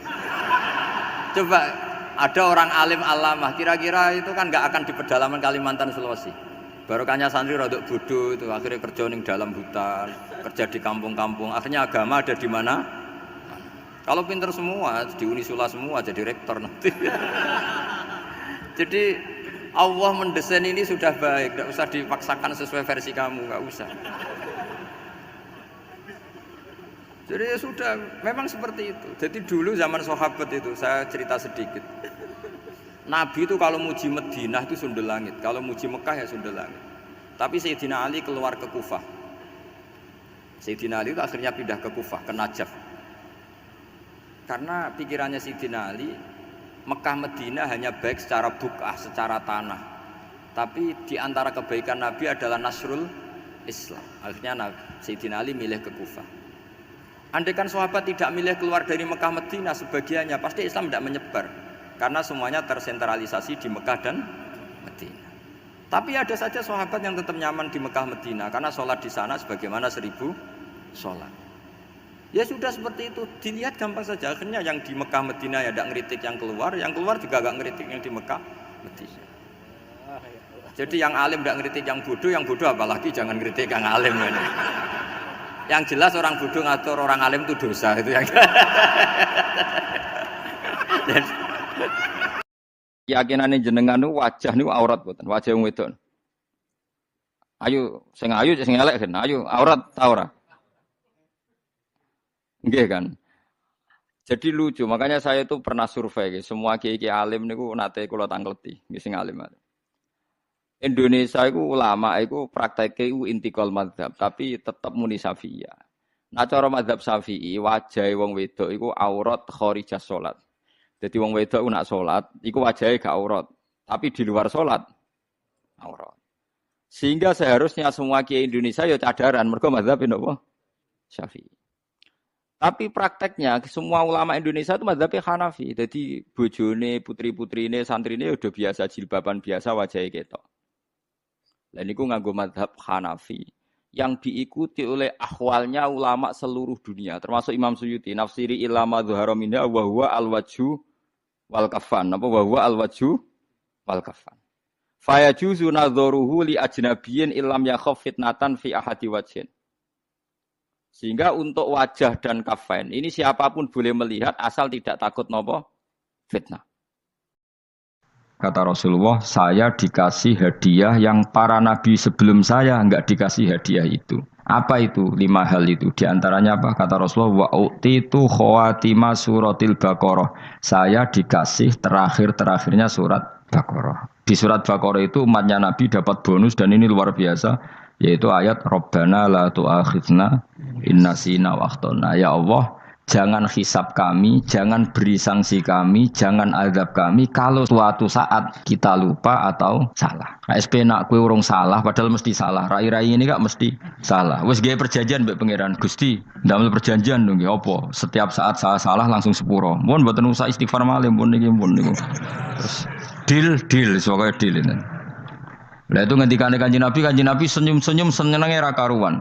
Dan setiap itu dibaca oleh umatku, Allah sudah jawab qala na'am. Jadi Rabbana la tu'akhifna in nasina aw akhtana. Terus qala Allah menjawab na'am. Terus Rabbana wa la tahmil alaina isron kama hamaltahu 'alal ladzina min qablina. Allah menjawab na'am sampai terakhir wa'fu anna, Allah jawab na'am. Bismillahirrahmanirrahim. Innahum sa'tamne wong akeh haula itu kesewete mengkono-mengkono wong kabeh bikori natima klan korene perkara badau kang sause iki. Kanu ana sapa wong akeh idaqila nalikane den ucapno lagu mare wong akeh. Maksudnya diajarkan disyariatkan apa syariat la ilaha illallah. La ilaha ora ana pangeran kang hak wujud, kang ora ana pangeran kang hak wujud. Nah cara iki kuno kang ora ana pangeran kang wajib disembah wujud illallah sause kecuali Allah. Mereka itu adalah orang-orang ketika dianjurkan untuk melafadzkan la ilaha illallah iku yastakbiruna iku sombong sapa wong akeh. Wa yaquluna lan ngucap sapa wong akeh inna latariku alihatina li syairim majnun. Inna ana ta kita latariku alihatina dadi wong sing ninggal pangeran kita. Fi hamzatihi iku tetep ing dalam hamzai aina mau te apa wae takut dama kang disi apa mang kados niku kawingi lho tahqiqul hamzaten tasil terus idkhalu alifin. Lisa iren krono penyair majnun kang edan. Maksudnya masa kita meninggalkan ajaran leluhur hanya karena Muhammad, sing kata mereka itu syair yang majnun. Lisa iren kedua penyair majnun kang edan. Eli ajli qoli Muhammadin tegese krono muk nuruti omongane Muhammad. Ini jare wong kafir. Qala ta'ala bal jaa bil haqqi wa saddaqal mursalin. Bal jaa balik teko sapa Muhammad bil haqqi kelan barang sing hak kelawan barang sing nyata utawa kelan barang sing abadi. Wa saddaqa lan bener sapa Muhammad al mursalina ing wong sing diutus sedurunge Kanjeng Nabi Muhammad. Iljaina tegese ingkang teka kabeh bi iklan hak. Wa wa haqqu alla ilaha illallah ana pangeran kang hak wujud illallah kecuali Allah. Innakum ladzaiqul adzabil alim.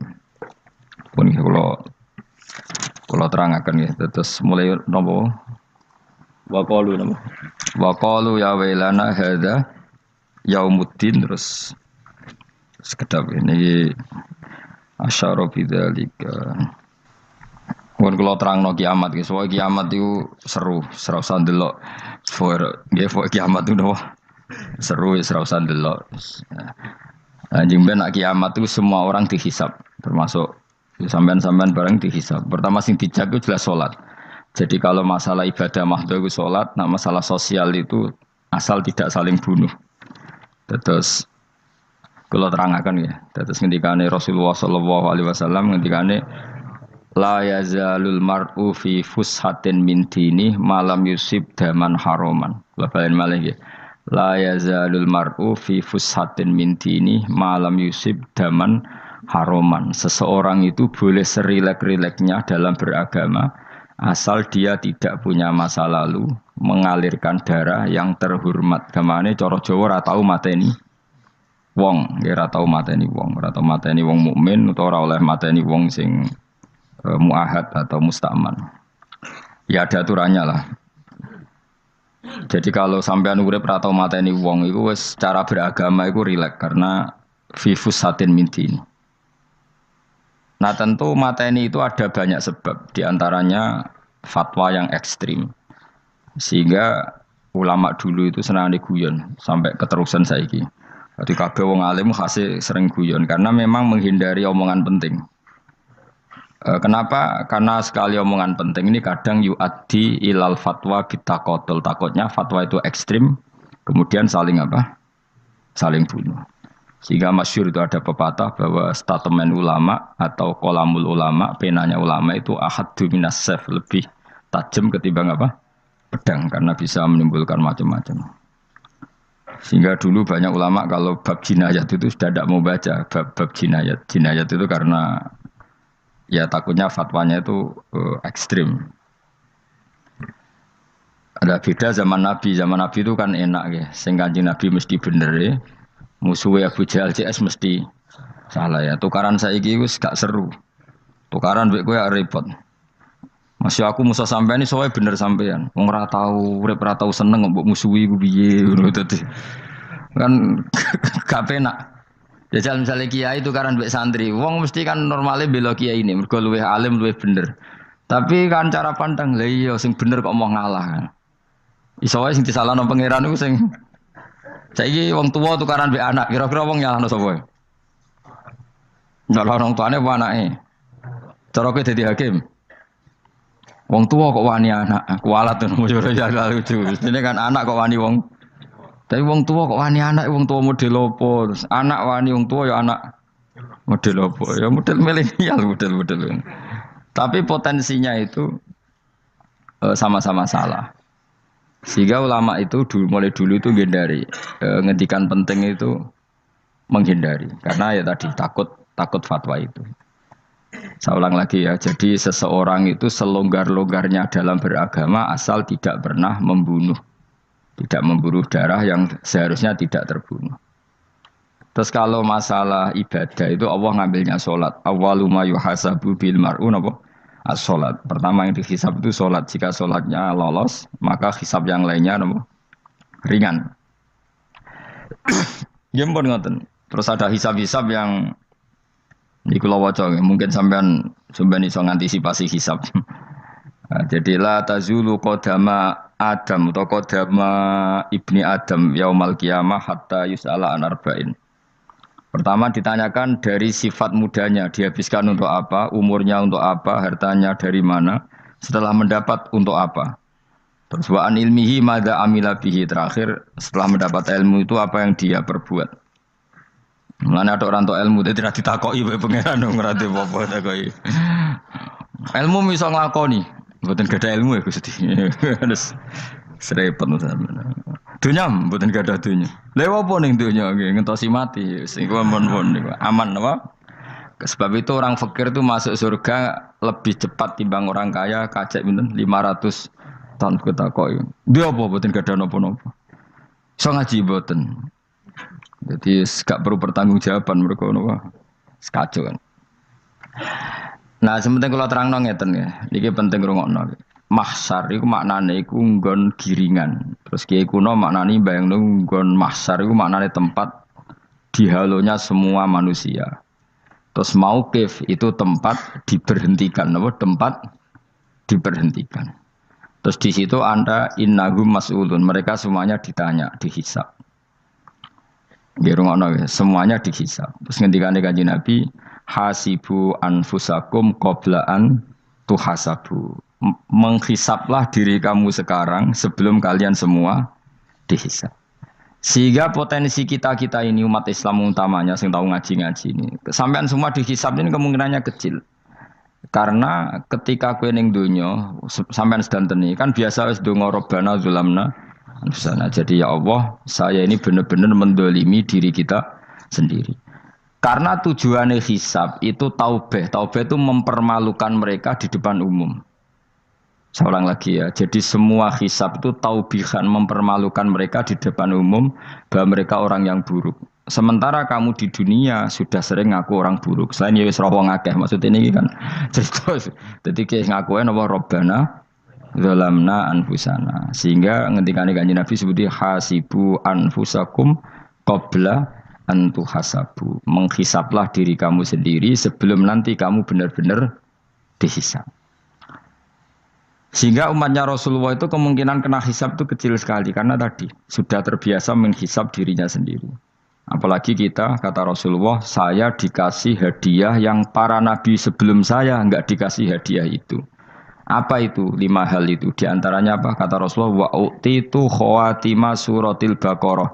Saya dikasih terakhir-terakhirnya surat Baqarah. Di surat Baqarah itu umatnya Nabi dapat bonus dan ini luar biasa, yaitu ayat Rabbana la tu'akhidna in nasina wa akhtana. Ya Allah, jangan hisab kami, jangan beri sanksi kami, jangan azab kami kalau suatu saat kita lupa atau salah. SP nak kue urung salah, padahal mesti salah. Rai-rai ini gak mesti salah. Wes gaya perjanjian mbek pangeran Gusti. Dalam perjanjian dong, apa? Setiap saat saya salah langsung sepuro. Mohon buatan usah istighfar malih, mohon niku. Terus deal, soalnya deal ini.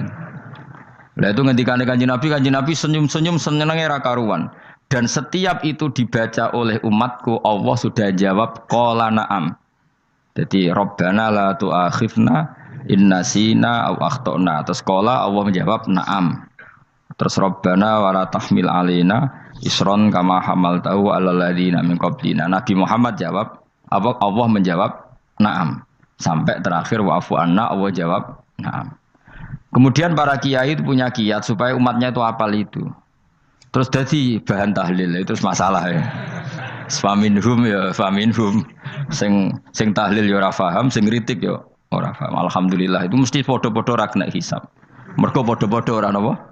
Paham. Jadi ora ono barokah kaya goblok wis barokah tenan. Mergo sing lakoni ya ora paham, sing kritik ora paham. Jadi kalimat yang di akhir surat Baqarah itu adalah termasuk hadiahnya Rasulullah yang tidak diberikan pada Nabi sebelumnya. Ini apa jenis?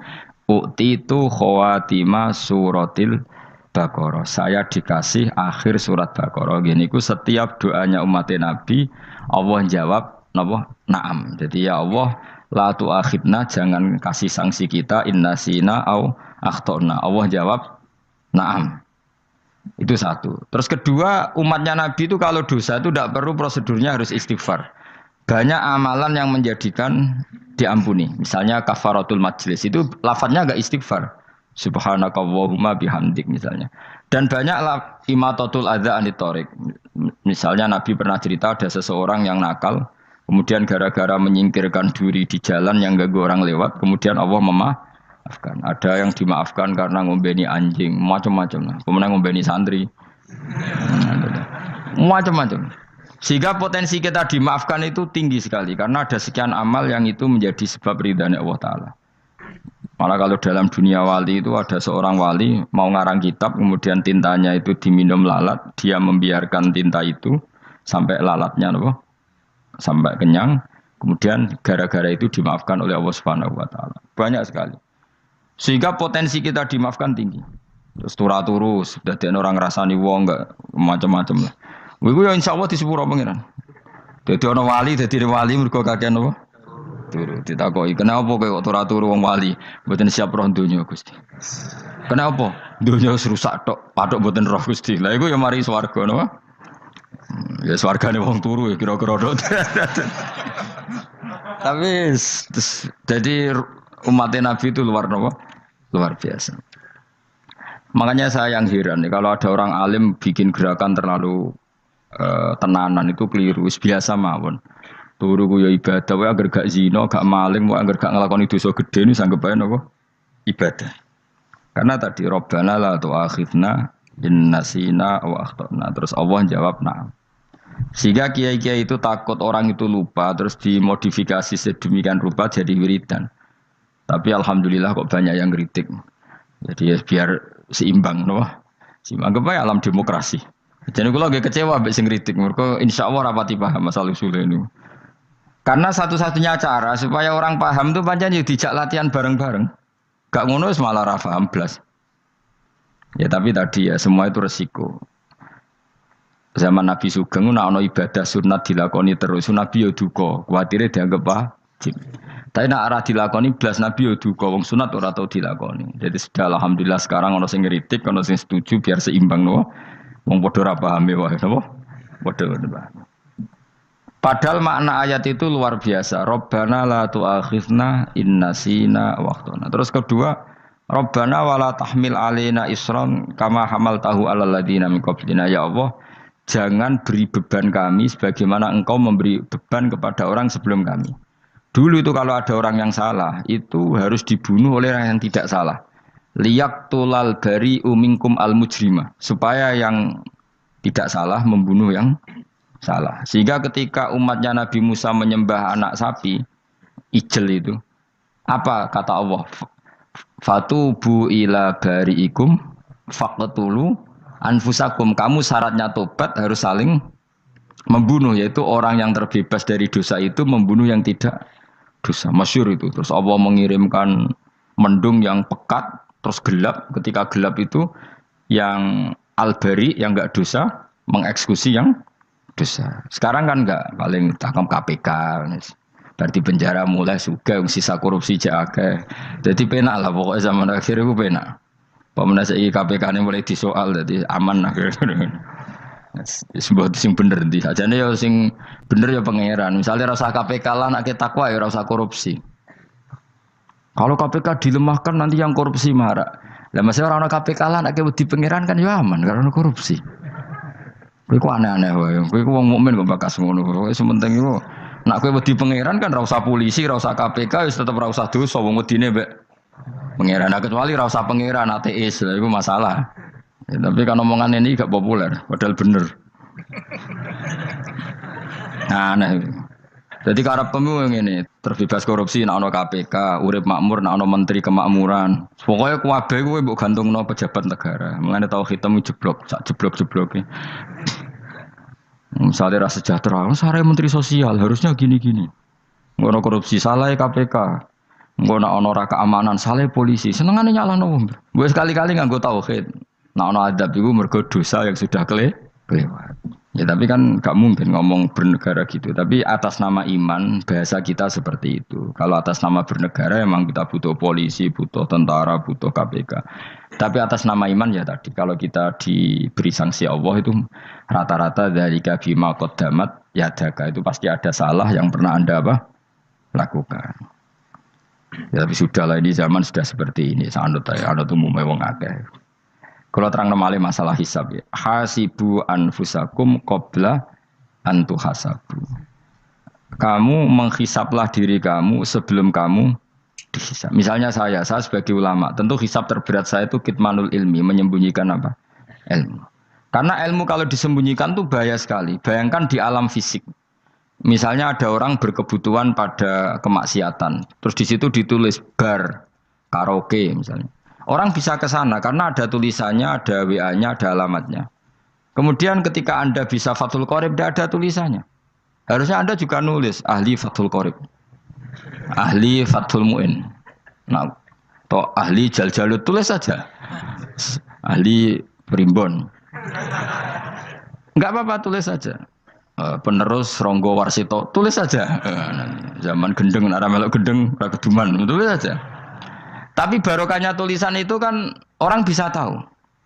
Makanya kenapa banyak orang sufi yang sudah menyembunyikan diri warnanya nakal-nakal. Karena dia disalahkan Allah, karena menyembunyikan ilmu. Saya itu orang yang senang tertutup, kecuali masalah ilmu. Saya mau mengajar terbuka seperti ini.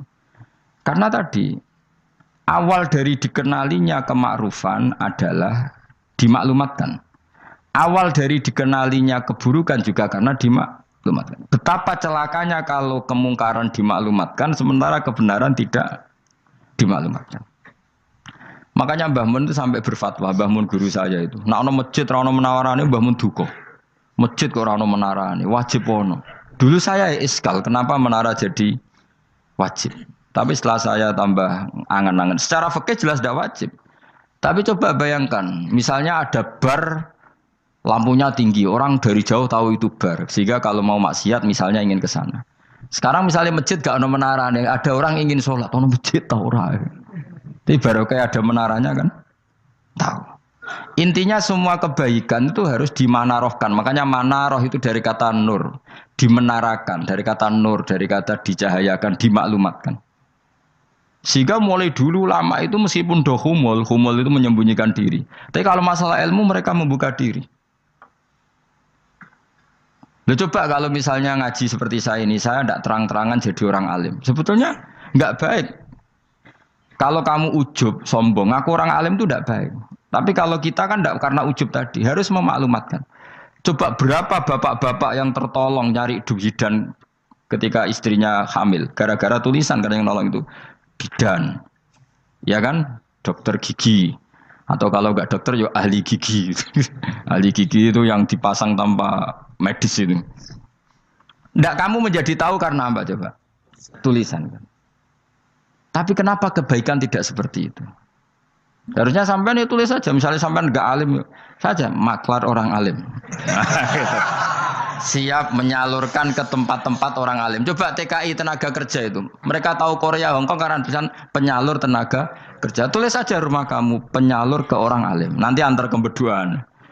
Kalau ada orang tanya, maksudnya gimana? Kalau butuh orang alim, tak antarkan.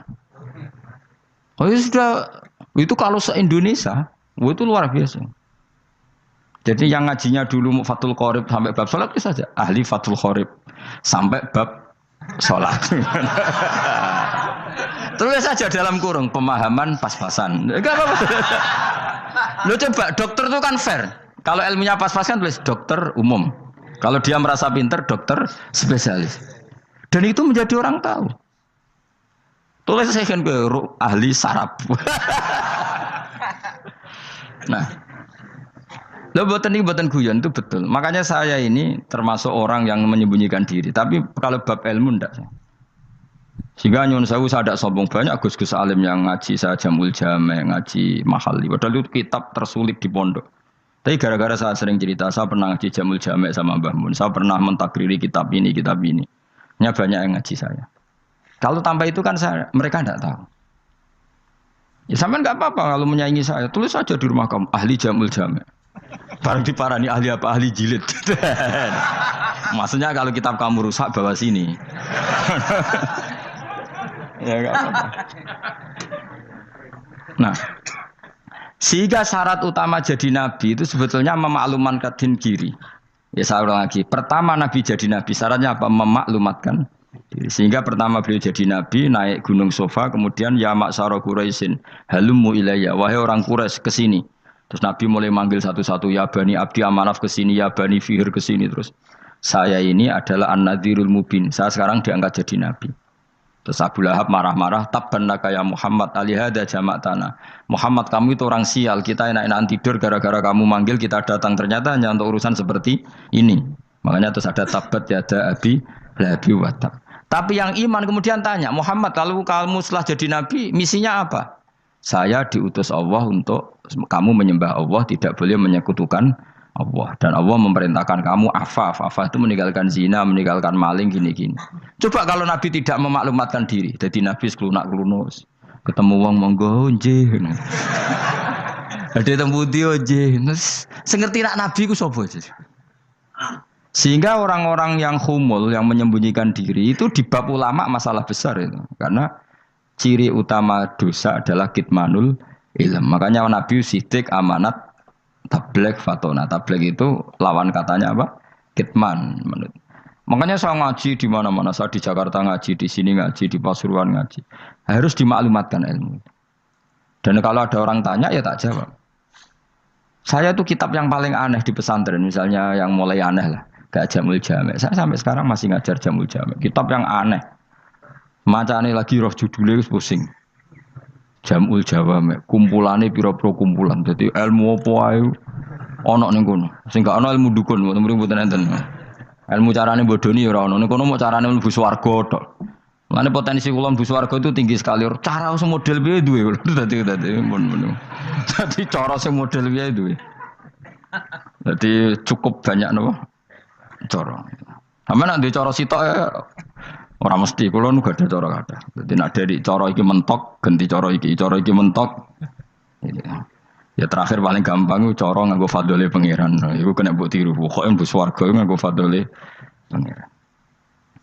Masalah utama kita sebetulnya itu. Makanya saya tidak pati cocok sama orang sufi itu. Kebenaran itu harus dimaklumatkan. Sementara orang sufi itu ingin menyembunyikan diri. Itu kalau untuk yang alim itu tidak bagus. Wong kita saja tahu itu dokter atau bidan karena tulisan. Ini bidan, ini dokter. Dan mereka jujur, dokter umum, dokter spesialis. Loh, coba misalnya di kota, kamu tulis saja, penyalur kebaikan. Orang yang ingin mondok, pondok pilihannya ada, Sarang ada, Peloso, Lirboyo. Kalau saya ke sana gimana? Saya kenal Gusnya. Tak anter. Wan keren, juga ada penyalur. Kalau orang bisa tersalurkan ke Korea, ke Korut, ke Jepang karena tulisan, kenapa tidak banyak orang tersalur kebaikan karena tulisan? Kowe ora mau klunak ora jelas. Meskipun nanti ditawari orang, mesti dulu sih ahli takrib, mesti wong guyu. Ahli Fathul Qorib sampai bab sholat. Tulis saja jujur, maaf tapi hanya sampai bab sholat. Tulis saja, ada maafnya bareng, maaf tapi sampai bab sholat. Enggak apa-apa. Paling untuk wong sowan, larian mau doa jenengan 2 tahun. Tapi ini podoke mau 3 bulan, mulane ngajine tok bab sholat. Enggak apa-apa. Loh itu dulu memang begitu. Rasulullah zaman Sugeng itu kalau ngajari santrinya itu balighu anni walau ayah, maklumatkan ke kampung kamu meskipun 1 ayat. Banyak sahabat kalau ditanya ya tidak bisa karena ngajinya tidak hatam. Tapi ya terus gak apa-apa, kok tak soal Abu Bakar, tak soal Umar, ditanyakan yang lebih pintar. Saking tidak pahamnya sahabat itu lucu ketika ada ayat waqulu wasrabu hatta yatabayyana lakumul khaytul abyadu minal khaytil aswad. Itu kalau mau tidur ya benar-benar bawa benang putih sama benang hitam, ditulis dipasang di pintunya. Jadi kalau makan diinceng lagi, kok masih belum kelihatan, wah masih boleh makan. Terus begitu. Kalau sudah mulai syuruk, mulai padang, wah berarti sudah imsak.